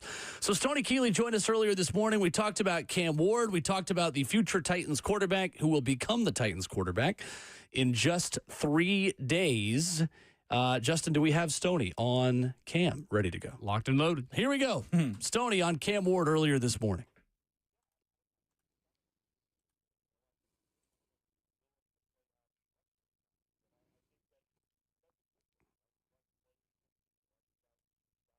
Field. I don't think he just bails on the pocket just for the sake of bailing on the pocket. He's an assassin in those situations, but there are times that I think he's too willing to throw off platform, which basically just means, across his body, off his back foot, whatever. It doesn't matter where he's at in his throwing motion. The ball's coming out. Instead of resetting and stepping into the throw a little bit. I think you see some quarterbacks that can do that pretty easily. And with Cam Ward, it doesn't seem like a technical deficiency. It just seems like a byproduct of his alpha mentality. I mean, he just seems to throw the ball like, no matter what I do, I'm going to make a play here. Mm-hmm. And while I do think that is an endearing trait in some sense, I also think that it could be quite a risky issue when it comes to the NFL. I think there are a lot of throws into coverage, no matter what the coverage is. And I don't know, I wrote about this in my scouting report on Stacking the Inbox. I don't know how much of that is just Cam Ward's wiring and how much of it is the Miami offense. Maybe the coach is there saying, this is the ball you got to throw. You got to look to this. If you see the slightest window, just chuck it. I think some of his placement can be a little inconsistent at times. He tends to throw behind guys, making tight windows tighter unnecessarily because he's just not consistently getting the ball out in front of people. And I think all these issues kind of add up to give him this sort of turnover-worthy factor about his game. Now, I do think a lot of this is correctable, and I do trust the Titans coaches to be able to iron those things out. I think the important thing for them to learn throughout this process is that this dude does have the mental makeup to get past some of this stuff. And we might not necessarily want him, like you said, Will, to get past everything because some of this stuff is what makes him special. So can you live with the 2 to 3 questionable throws that aren't disastrous? to get the the big time throw every once in a while? Probably. I think that's ultimately where the Titans landed here. So that's Stoney Keeley earlier this morning. Again, subscribe to Football and Other F Words wherever you download podcasts for his analysis every week. How do the Titans set up Cam Ward for success, knowing all that we know about him? I'd say listening and be very specific in what you want him to do. If that is a part of his style, the Miami allowed him to play as far as just being a little erratic in how he went about making his plays. Look, what didn't they allow? Is what you got to look at and see. All right, is it just him running outside the box? Well, if you don't want that for your quarterback, stop him. Look, Cam, every meal ain't a feast is what you probably got to tell him in those moments right there if you are trying to rein it in. Now, the other part of it, though, too, is what makes him special. I've said this, I think it was about a week or two ago, the Titans need a guy that can play outside the system, considering the talent that you have in the building right now. Mm-hmm. That's where it can be very beneficial for the Tennessee Titans and for Cam Ward to go out and you hope win Offensive Rookie of the Year. Like, these are the things that you want to have from him. It's a matter of how much exposure are you willing to let him have in those moments. And part of this whole thing, too, is how Brian Callahan is able to work with him, right? And how he can help Cam Ward grow. Because, again, you've got your quarterback coach, Bo Hardegree, as well. But, Brian Callahan was brought here to fix the offense. And he has been known to work with quarterbacks. And he has said it himself. He prides himself on that. So I think it goes kind of both ways. Like, you need Brian Callahan to get the best out of Cam Ward. But Cam Ward's also got to listen. He's got to be able to say, hey, okay, when I run and want to make a play outside the pocket, what I saw when I watched him a lot was when he does run sometimes with the ball, it's even that where he doesn't secure it, right? So those things can be cleaned up pretty quickly if you're learning to tuck a little more. Like, he would run freely with the ball, like, out. Yeah. And that's set up for disaster in the NFL, if anything, right? College level is one thing. NFL, whole nother thing. So he's got to just make sure to, like you said, he can play out of structure, but be smart in how you do it. And I think that's where you got to spend a little extra time in the film room. And that's what we know, though, Cam Ward to do, is he is a kind of a junkie when it comes to that type of work. Giving players to play backyard football with. I think that's how you help set him up for success. I think you overemphasize helping him with this draft class. And you said overemphasize? Overemphasize I mean, the most important thing that can come out of 2025 for the Titans is improving Cam Ward and letting him grow to set up to where once you have enough time to surround him with more good defensive players, with younger players, with more weapons, that you really want to make a run at this in 2026 in the last year in Nissan Stadium. Yeah. I think that is more important than value in this draft. Value of helping Cam Ward grow. Because I think there's a world where if Cam Ward crashes and burns as a rookie, we're having some very difficult conversations, again, picking in the top 5 to top 10, thinking like, well, is this the guy who really want to surround with more weapons because he's thrown 20 picks and he's getting sacked and he's running all over the place? Like, we need good outcomes to come at the end of him playing out of structure. And the way you get that is by surrounding him with more players than just the ones that are currently there to catch the ball. I agree with that one. And that's where his playmaking, or I guess if you got to have, it's a field thing, right? Like his instincts to be able to say, or his alpha mentality as it was labeled also by Stoney, like how much of that is going to your point, will allow you to play backyard football in this structure. And not just that, like it's one thing to be able to sling the ball around the yard, but where are those completions coming? Are they actually good plays that you say, all right, I love it, but bring it back just a little bit? How many of those can he make? Again, I contest. Your success in the NFL is based upon your real first impressions for the most part. Mm-hmm. Not just that, but the second one. If he goes out and have a Will Levis type game, like the first start that he got against Atlanta, Will Levis never backed that up. I will say, even in losing efforts, like you have to be able to see, all right, there's a structure of what we want to build upon in years to come. But it does amount to how you going to open up the ball for Calvin Ridley.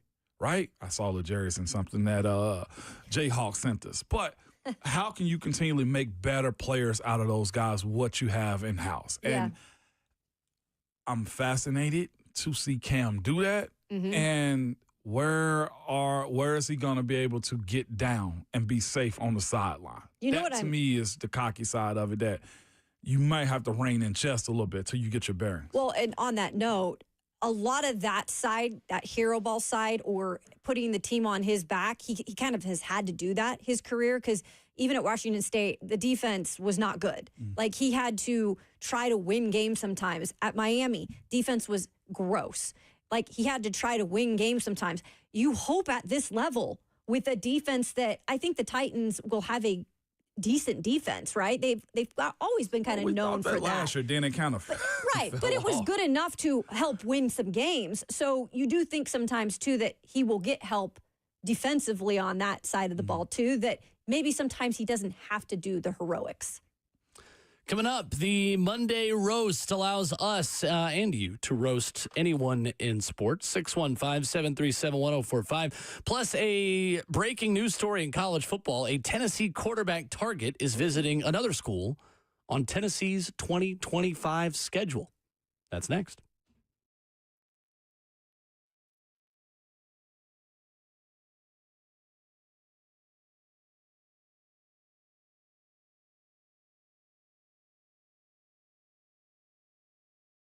It's Ramon Foster for the Wellness Institute of Nashville. Good people, they have a deal right now that have my approval on. It is their 47% off on non-surgical spinal decompression, man. Yes, it's non-surgical. Two Rivers Ford announces employee pricing for everyone.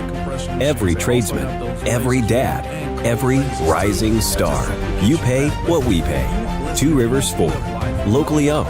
American made. In your arms or legs, no sciatic nerve pain into your legs, man. It's just simply no more weakness. Y'all know how it is. When your back is uncomfortable or you got disc bulges or herniations or spinal stenosis, it bothers you every single day of your life and almost every moment. It makes you stop doing those things that you love, too. But I'm here to tell you, there's help with Dr. Mitchell and Dr. Ashley at the Wellness Institute of Nashville. They are simply the best at it. They want to get you back to a pain-free life, and it is possible. So call today, the Wellness Institute of Nashville at 615-246-5009 or go to painisbad.com.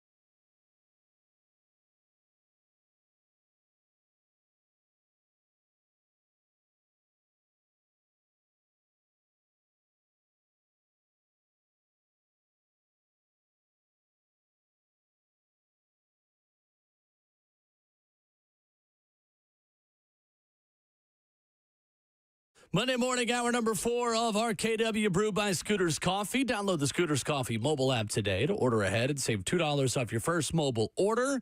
We got the Caramelicious blend going this morning. I just made a fresh pot. The sweet aroma of caramel is wafting in the studio. 2 cups of coffee, or 2, what do you call those? Pots. Pots Of coffee this morning. 100%. It smells good in the break Going room. through it on a Monday. Eesh. It is time for our weekly Monday complaints, our quandaries, our concerns, our issues with sports and with the world. It is time, ladies and gentlemen, for the Monday Roast.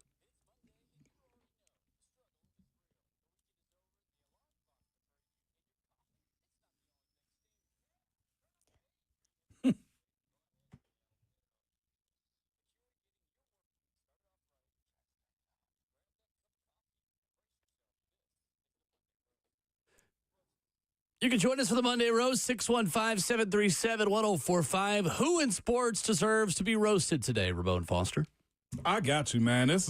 I think it's a good one. I'll start us off with this one, man. Guys get into the NFL and are expected to be really good, especially these first rounders. These first rounders also inherit a good chunk of change in their earlier years and stuff like that. So they got money to play around with stuff. Sure. Then when said wide receiver or player in general don't make it, Kadarius Toney, they decide they want to make an announcement that they are retiring from football and becoming a rapper. Listen, you had your opportunities in your youthful years, okay? I'm talking about preteens and figuring this rap thing out, all right? You could have did that back then. Now that you got eyes on you because you're a personality and you got fans, you think people also want to listen to your music. I'm here to tell you, sir, Kadarius Toney, who also wants to be called Young Joker. No, sir, we were not asking for this, man. I'm going to be honest with you. I could do without any athlete rapping right now. If you're not Dame Lillard, I'll give it to a guy. Dame's pretty good. Dame is pretty solid. Marcus Stroman's got a good little rap. Stroman? Okay. Don't want to hear it. Give me the CD, Will. I'm tossing out the window, okay? He only pitches every 5 days. I ain't He's trying got to time. hear it. Yes, you do got time. Play with your kids. Work on your craft. Do something besides rap. Well, dang. Arian Foster's pretty good. Dame Lillard is pretty good. I'm probably missing 1 or 2 like Dollar actually Dame. good rappers. Like, I know that Arian's work with Scarface. You're a student of it, okay? Like, in the comments, it calls him Young Drop instead of Young Joker. I've heard him son can't catch a ball or catch a beat, okay? And I've seen this. Yeah. We like you for your pass catching abilities or lack Or thereof. lack of. Okay? Nobody's asking for any athlete Okay. to release an album. Young Joker. If you gonna retire, bro, just walk away.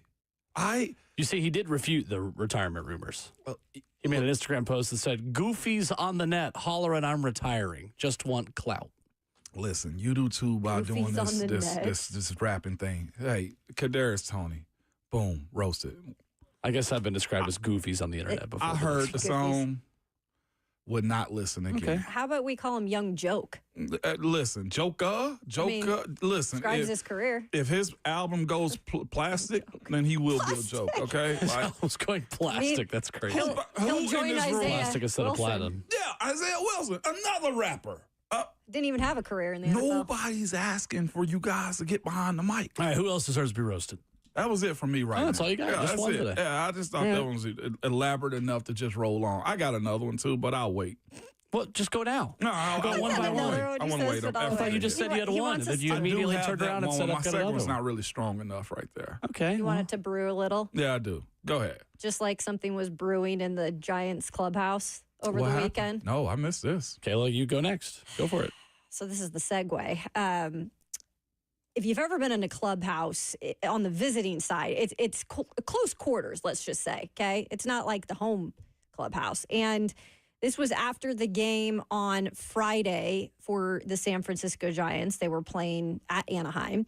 And pitcher Logan Webb was at his locker, but very close by is a lot of other teammates. He's doing this interview, and this is what happens. Hit it. And Juan Marshall, at least 4. I'm sorry. What does it mean to you to be in that list with those guys? I'm sorry, guys. Farts are always funny. I'm not gonna lie. So you have to listen to it a couple times to hear the actual fart behind him. but he's got a group of reporters around him, and somebody lets out a behind him, and he stops. Yeah, I know. I didn't at first too, and then I went back and listened to it, so you might have to do it. Yeah. But he stops the interview. There it is. Oh, my God. Sure. And he stops the interview and obviously says, farts are funny, la, la, la. And everybody's like, oh, my gosh, what just happened? You probably could smell it in a room like that, too. So now, like, nobody really knows who did it. So it's, like, called Fartgate right now. And what people are now assuming that it's, like, the 42-year-old Justin Verlander that was close by that could have been the culprit. But for whoever this fart came out of, boom, roasted. Roasted. My other one is this one, too, if you're willing. And you ready Justin for it? and I'm just not going to go? Like, what are we doing? Hey, you offered it up. Go ahead. All right, come on. No, go ahead. J-Hawk, what you got for us? Am I allowed to go? Yes, absolutely. Am I allowed? Well, we'll go to the NBA. Nico Harrison was fired last week, and he was thrown into the press conference after the season was over for the Mavericks after they lost in the play-in game. And this press conference was something that he didn't want to do, but he was thrown in it by the owners, and he was asked questions about the Luka Doncic trade earlier in the season where he went to the Lakers. Right. And he said that he has no regrets. This whole thing has been a complete disaster ever since that he got traded. And all the fire Nico chants. And, yeah, so we'll just go the Dallas Mavericks organization. Boom, roasted. There you go. Oh, that's right. I did You hear going? about that. So he did get fired? Yeah. Okay. Yeah, last Wednesday. Yep. That's a crazy situation for them, considering to trade a player like Luka doesn't necessarily come straight from the GM. Yeah. Ownership went into that. Nico's just a guy that they can target each and every game. That sucked for him. There you go. I've got 3 roasts this morning. I'll be quick with them. Kyle Kuzma is my first roast because he is the new meme in the NBA. Did you see what he did on Saturday for the Pacers? No. He put up as many stats as the rest of us. 22 minutes for Kyle Kuzma on the floor Saturday for the Indiana Pacers as the NBA playoffs begin. He had 0 points, 0 rebounds, 0 assists, 0 steals, 0 blocks, and was 0 of 5 from the floor. Oh, Lord. Oh, geez. So Kyle Kuzma now will be the new meme. If I send you a picture of Kyle Kuzma, it means I'm showing up, but I'm not really contributing to the project. Kyle Kuzma, boom, roasted. Boom, roasted. Damn. My next roast goes to the Memphis Grizzlies. I thought we were done with 1 versus 16 matchups when the NCAA tournament ended. But then we got one yesterday in the NBA. Thunder 131, Grizzlies 80. Look, guys, Memphis high school basketball is pretty good. You could have put Melrose High School out there. You could have put Whitehaven on the floor. You could have put White Station on the floor. Yeah. The private schools are excellent in Memphis. Briarcrest, Christian Brothers, Memphis University School. I mean, we're talking a lot of options. Of the Memphis Hustle, the G League team, could have even put up more of a fight than the Grizzlies did. Ja Morant and the Grizzlies, I mean, I guess they stuck to their guns. They went for their own players being out there and not one of these other teams, so I understand it. But 51-point margin, 7 points shy of the record for worst loss in NBA playoff history. Was the largest Game 1 win in NBA playoff history for the Oklahoma City Thunder. A 51-point loss is crazy. In the playoffs. Absolutely crazy. In the playoffs. Memphis Grizzlies, boom, roasted. Not good. My final roast is a breaking story this morning. College football people in charge consistently come up with some of the worst ideas that have ever been discussed in any possible realm, any possible postseason, anything. So Heather Dinich puts out this morning, says formats under consideration for college football playoff alignments in the future. This is a real story that I'm about to read you. One possibility is having conferences earn automatic bids through their play each season, a model in which each Power 4 league can earn guaranteed spots through a combination of its team's overall records. So top 4 conference championships based off of your conference's record against other teams gets an automatic spot. That's not that crazy. Then Heather Dinich writes, maybe even television ratings could contribute to who gets automatic bids in the college football playoff. No. The highest ranked conferences would earn the most automatic bids. That is one of the dumbest ideas that I have ever heard. Truly one of the dumbest ideas that I have ever heard. Anyone who thinks that's smart, boom, roasted. That's so stupid. Got to be one of the silliest things ever right there. That's like, who came up with that? No, absolutely not. Also, apparently Kyle Kuzma plays for the Bucks, so I'll roast myself there for saying he played for the Pacers. But he contributed so little the other day that I genuinely had no idea. Yeah, the Bucks No doubt don't about well it. either. And Jayhawk, you're going to get boom roasted too if Nico Harrison is still hired too. We got people pushing back and saying that he's not fired. Yeah, I don't think he's fired yet. Boom, roasted. God dang. Tough day for our Monday We're roast. roasting each other here. No doubt. Next thing is someone's going to let out a poo. No, Okay, it won't be roast me. that person. Yeah, don't put that eel on us. Unless you got something to tell us. Do we need to come over to your side, Kayla, real quick? We're good. It smells good over here. I just the Memphis one also was just, it was on my list too. I told you I didn't want to take nobody's thunder. 51 points in the playoff game, and they just looked terrible the entire time. I think 17% from the three-point line, 34% from the field. Just an amateur team. And I do think OKC is about to sweep them last year. And I think SGA is wanting that MVP. Sure. Shai Gilgeous-Alexander, he's a stud. Sure. He's a stud. I thought he should have got the MVP last year. But, hey, wasn't this time. I think you got to get anointed in the NBA from time to time. But he's on his way right now. I think he's in the top three with Giannis. Giannis Antetokounmpo. And also, I think Joker's in the conversation again. Yeah. So this and is we're gonna talking be about fast. the Joker, the actual Joker, not Kadarius Toney, the rapper. No, not Lil Joker. We are not. I have one that's not athletics related, but this is a lesson to those that are door dashers. So Dashers. this is bad. Okay, so I am known to get Dunkin' Donuts, like door dashed on the weekends sometimes, just because I'm so tired. Wake up, I just, if I don't have coffee, I'll order it from Dunkin'. So it gets there pretty quick or whatever. And the other day, ordered it, was set, on the front porch, whatever. So go to get it, right? And the whole cup is completely tipped over. It lit like there was maybe 3 inches of coffee left in the coffee. And what's so funny is not only did they know that they tipped it over, they set it back up. And then they took the picture like way far away. Because when they have to take the picture, instead of taking it up close where they saw all the ring of the coffee, they took it so far away that you couldn't see that ring of where it spilled. And so I was just like maddened by the fact that somebody would do that. And not even like it wouldn't have tipped up. over a Scooter's coffee cup. Exactly. But unfortunately, I don't have Scooters close to me. So on the weekends, I had to go with some unfortunately, I had generic to order. stuff. By the way, It's been windy recently, too. The wind may have just knocked it over. I'm serious. It's been not very windy windy. on that day. you say It has been like 5 days in a row. they It shouldn't. was last weekend, though. They shouldn't have taken a picture. By the way, I'm not door dashing or anything on your side of town no more. I got too. Did you? By Lego. Really? Heck yeah. Oh. It was one of them days my kid, he goes to school out towards that way. And DoorDash, Uber Eats, whichever one it was at the time, somebody to go deliver a meal to him. He couldn't leave campus and stuff, but they also didn't have lunch at school that day. So cool.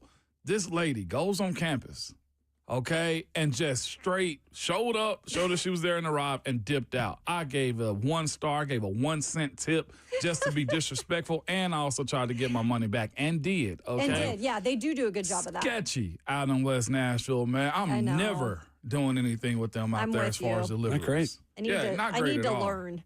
Yeah, or as they say sometimes, just go get it ourselves. Just go But get it's it. so Right? convenient. Quit being lazy, Kayla. I know, it's all good. When you're in the house, sometimes there's no leaving in those On situations. the weekends, I know sometimes. Sketchy is what I would call it. Any other roasts? That was my only roast too, to Memphis and what's the name? By the way, roast the men's baseball team in Knoxville. Smacked around by Tough Kentucky. weekend. Oh, with yeah, Kentucky? Yeah. taking 2 out of 3 in Knoxville for the first time since 2016. Boom, roasted. Yeah, they got Who do they got dragged. LSU on the road. Okay. Yeah, they got to bounce LSU's back. Not as great this year, are they? They Oh, are. yeah, They are are. absolutely. They back. That's good. Oh, yeah. Oh, they're back. They're Okay. back. I think they're ranked 5th I and didn't Tennessee realize. 6th. I now. guess I'm like so stuck on this Arkansas thing that they the other weekend. What Arkansas? They're just good. Holy, yeah, they dismounted. They lost a series to A&M over the weekend. Yeah, They did? What I will say is that A&M's SEC getting again, going. stacked. Stacked. Stacked. It was fascinating hearing how Kentucky's baseball team was built up, basically the opposite of UT's. Totally. Yeah. Speed. Speed is what they're doing. Tennessee did not hold runners well. They look like a little league team sometimes defensively. They really, really need to clean up a lot of the defensive mistakes, Tennessee. It was not a good weekend, and hopefully that's a wake-up call for them because right now they and I remember saying it too, like on paper I think they're more talented than last year, but last year's team was so good in big moments, backs against the wall, finding a way to win a series when they needed to. We made the point that we're going to find out. When a series is split on Sundays, can you get the job done? And this team now twice has lost home series in Game 3, going into a rubber match. A little concerning. Plenty of time to get it fixed, but it's not been a great couple of weeks for Tennessee baseball. I was supposed to do that Georgia Vandy game too on Saturday. By the way, tickets were insane for that game. They ended up going to SEC Nation or SEC Network, excuse me. So we got bounced from the broadcast, but they ended up sweeping Georgia, which, by the way, Georgia top 5 team. So that's just the crazy thing is Vandy got swept by Arkansas. Then they go sweep Georgia. It's just all over the place this year. Jack Foster put this out. First time Tennessee has lost back-to-back home series in the Vitello era. First time losing 2 home series in a season since 2021. 3 combined runs in a 2-game span is Tennessee's lowest since they scored 2 in games 1 and 2 at Auburn in 2019. Jeez. Yeah. And to your point, low points. Everything that Tennessee needed this past weekend was there. And as far as like pitching was there, what's the big boy name that pitched on Saturday? Marcus Phillips. He just can't hold runners. No, he cannot. But when you speak about like the issues that they had, the errors, like legitimately, he 8 strikeouts, pitched his butt off, got 7 innings through, if I'm not mistaken, and they still can close out the win. It was, again, Kentucky's built for speed, and they also hit well this past weekend, too. Yep. Fascinating approach to it. Losing that series, Kentucky, boy, that Kentucky blue was deep. Outside of Cannon Peebles on Friday, Mike Wilson writes this morning, the bottom third of Tennessee's lineup was 3 for 27 with 12 strikeouts and 2 walks. They're still tinkering a little bit with who's in that lineup 7, 8, 9. I would expect more younger guys to get opportunities. I think Blake Grimmer's the guy that probably you'll see start a little bit more, but we'll see how they adjust in LSU at Baton Rouge this weekend. 247 with a report this morning that a Tennessee quarterback target is visiting another school. Steve Angeli, former Notre Dame quarterback, is visiting Syracuse today. Okay. I feel confident saying that Steve Angeli will be in some shade of orange in Atlanta in week 1. Yeah, I thought Syracuse has already hit the portal for their quarterback. It's well, that doesn't stop you from hitting it again. No, it does not. It does not, Will. You're 100% correct on that one. Angeli, I'd like to see what he looked like in this offense, but I'm just not sold on. To be completely honest with you, I'm not as familiar with him. Either one of them. This I had somebody hit me up asking me about how does this feel. I honestly think this situation is akin to, not exactly like it, but it's akin to Andrew Luck retiring in the preseason. You're left scrambling. Like, where do you go as far as quarterback prediction as far as a starter right now and play and the cohesion of the team? This, to me, with the way college football is structured, no OTAs, and you just go straight into training camp, like, there's a lot to ingest. You can't get on any on-field stuff for the most part right now, and it really sits me back to when Andrew Luck retired, I feel like, in preseason. Scrambling late. Mm-hmm. Yeah. I again think that it is very interesting. Tennessee is not more interested in Steve Angeli. And it kind of gets me excited. Maybe I'm reading too much into it. If they're not going after Steve Angeli or Joey Aguilar yet, it makes me think they feel like in that building, Tennessee feels like it can get somebody better. Because Steve Angeli is sitting right there. Mm-hmm. If you really felt like you had to have Steve Angeli, I think you could go get him. I think he would be interested in being your quarterback. It feels to me like Tennessee thinks there's a better option out there, and I just don't have any clue who it is. Do you not think that they would be maybe sold on Merklinger at this point, though? I think they have to add somebody, and they know that. They have to add somebody. Yeah, I understand that. The biggest, I think, conundrum in this is the guy that you want to go get, you can't publicly speak about. Exactly. That's That's why we don't know. I think Luke Altmaier in Illinois is the guy that Pete Nakos is supporting, the Big Ten quarterback who is looking for a new contract. I believe that's Luke Altmaier at Illinois. I think he is, for a ton of reasons, the perfect fit for Tennessee, considering he was the backup at Ole Miss and has run Lane Kiffin's offense, which is very similar to Josh Heupel's offense.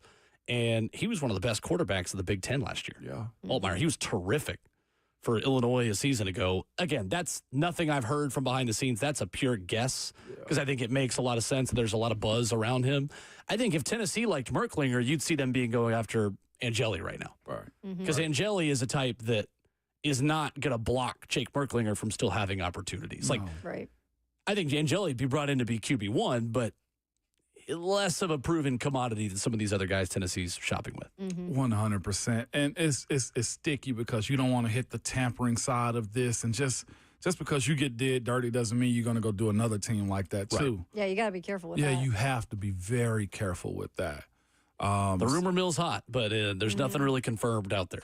Yeah. For good reason. We've talked about it at length. For sure. Coming up, we will wrap up the show. Headlines on the way out. More from Bruce Feldman's NFL Draft Confidential and The Athletic this morning. And there is one Tennessee player in the NFL who Adam Schefter says is a trade piece at the NFL Draft this weekend. That's next.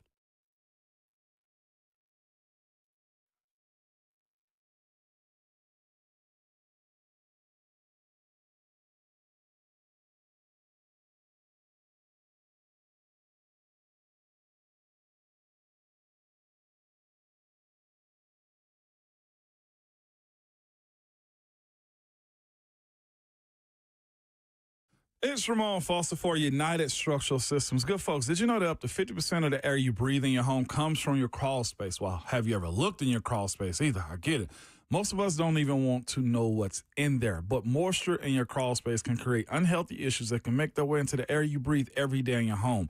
This is where United Structural Systems can help you. USS has been keeping homes dry and stable in Middle Tennessee since 1994, so you know they aren't going anywhere. Help control moisture and musty smells with mold treatment and crawl space encapsulation that comes with the USS guarantee. That's right. Encapsulation helps reduce high humidity in your crawl space and also helps deter mold and mildew and protects your crawl space from pests and wood rot. It's just one of those things that you have to do around your house because, again, at some point, most of us sell our house and you're not trying to pay for this on the back end while trying to close that deal. And it rains a ton. We are in the rain season right now in Tennessee. So hear me out.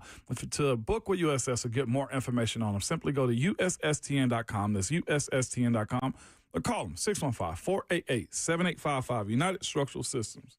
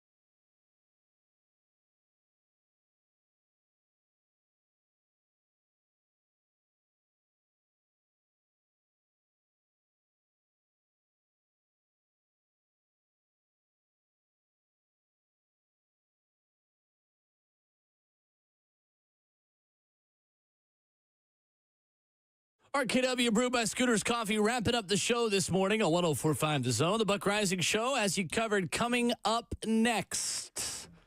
And we are 2 days away from the NFL Draft tomorrow. When we talk to you next, we'll have Austin Price at 8:20 with the latest on Tennessee's search for a quarterback. Austin, who also talked with Nate Aments, number 3 player in the country, who committed to Rick Barnes in Tennessee basketball yesterday. Adam Schefter writing what he's hearing. Draft intel at ESPN.com says Will Levis could be deemed expendable this week during the NFL Draft. Mm-hmm. Not shocking. Mm-hmm. Also says former Vol Jalen Hyatt could be a player that is moved on rookie contract that could be expendable over the next couple of days. Even George Pickens on this list as well of potential expendable players. Yeah, I saw George. I figured George would be at that point, too, right now for what he's providing versus what he causes you. For every big play that George Pickens makes, he's going to get you a 15-yarder behind it. It's the maturity aspect of what you're looking for also in a guy like him. And depending upon who's his quarterback, with DK Metcalf being there right now, you kind of move him down the totem pole a little bit. Get as much as you can from him and then move on from him. Pittsburgh's done this move numerous times so far. I'm not surprised. I'm starting to get a feeling, guys, and I know it probably would be better to trade him if you could get a little bit more for him, Mr. letting Levis, him go, in camp. But I almost feel like I think there are going to be teams that are curious, and I know you're not going to get a huge high draft pick, but I don't know, maybe they could negotiate something even like a 6th or a 5th. I look at this the same way I look at Joe Milton's situation. Somebody's going to be enamored or love his arm, love his tenacity, love the idea that he's such a gamer. It's just that what environment are you putting him in? Because essentially if you're trading for him, you're bringing him in as a quality backup, right? So how will he stand down in those moments to allow himself to grow as a quarterback sitting number 2 or number 3? I think teams are going to have to wait to see who they can draft, though, now. Like, you're so close to the draft. Sure. Teams will decide, well, would I rather have Will Levis and give up some picks or just use that pick on Will Howard or Riley Leonard or Quinn Ewers? Like, I think maybe there's a wave after the draft for the Levises of the world if teams can't get the quarterbacks they want on day 2 and 3. But this close to the draft, I would be surprised if Will Levis gets moved, personally. I think they're waiting until camp. Waiting to count? I think so. Be interesting. Jalen Hyatt getting moved is interesting. Surprised that he didn't stick in New York, didn't do more? I'm not. Look at what they got going on up there. No. I mean, your success sometimes boils down to your coaches, your quarterback, and just the scheme that you're in also. Boy, I'd take him here. I was going to say, I'd probably roll the dice. 100%. He's got the speed that you want on the outside. It's just that how, to be fair, has he reshaped his body? Has he added strength to it, even if he doesn't gain weight? Have you transformed this 185 or 175, wherever he's at right now, into more muscle to be quicker, to get off at the line of scrimmage? Like, he's got the ability to make plays for you as a wide receiver. It comes down to what kind of pro is he and who's throwing the football to him, to be fair also. Do you guys know, I didn't watch him closely this year, but that first year he did play 17 games, 373 yards, and then dropped down to like 62 yards in 16 games this year. Was it just the fact they didn't have anybody at quarterback throwing? Cracked rib. That's what happened. That'll do it. Okay. Cracked rib against the Eagles. That. The Eagles are definitely. Yeah, they'll do that to you. They will abuse October you. 20th, cracked rib. I ain't even mad crack at a that, lot. if that's the case. But he's got good, I guess, spurts of, hey, he can be a wide receiver for you. This is a critical year for him, though. It might be best for them to move on for a guy like this. I just look at his case and say, I'm not trading for him if I'm the Titans. Somebody's going to give up something for him, but I wouldn't trade for him here. Right. No, No, I agree. they don't have that leverage. Adam Schefter does write about the Titans moving up, but into another pick on day 2. Says a team looking for more firepower on Friday night will be the Titans, who, in a bit of irony, don't have a third-round pick, thanks to their own general manager, Mike Borgonzi. Just over a year ago, Borgonzi was the assistant GM for the Chiefs and a central figure in the trade that sent corner L'Jarius Sneed from Kansas City to Tennessee. Now Borgonzi has been hired to help build up the Titans roster. He turned down the Giants' overtures to trade up to number 1 in a package of picks that would have included a third-round pick this year. Now he'll have to see if he can find a way back into that round. Well, trading Jeffrey Simmons would do that, wouldn't it? It most definitely would do that. It does feel like the Titans would like to have a third-round pick in some capacity. They have 2 4s. They could package those 2 4s to move up into the third if they wanted to. They could move down from 35 and get themselves a third-round pick, potentially, if the right player is available that somebody is desperate for at 35. But considering the players they've met with at D-tackle, at safety, at wide receiver, a lot of players slotted within picks, like 85 to 120 or 70 to 100, really. In that third-round grade, the Titans have hosted a lot of them. They have. According to the public boards that we have.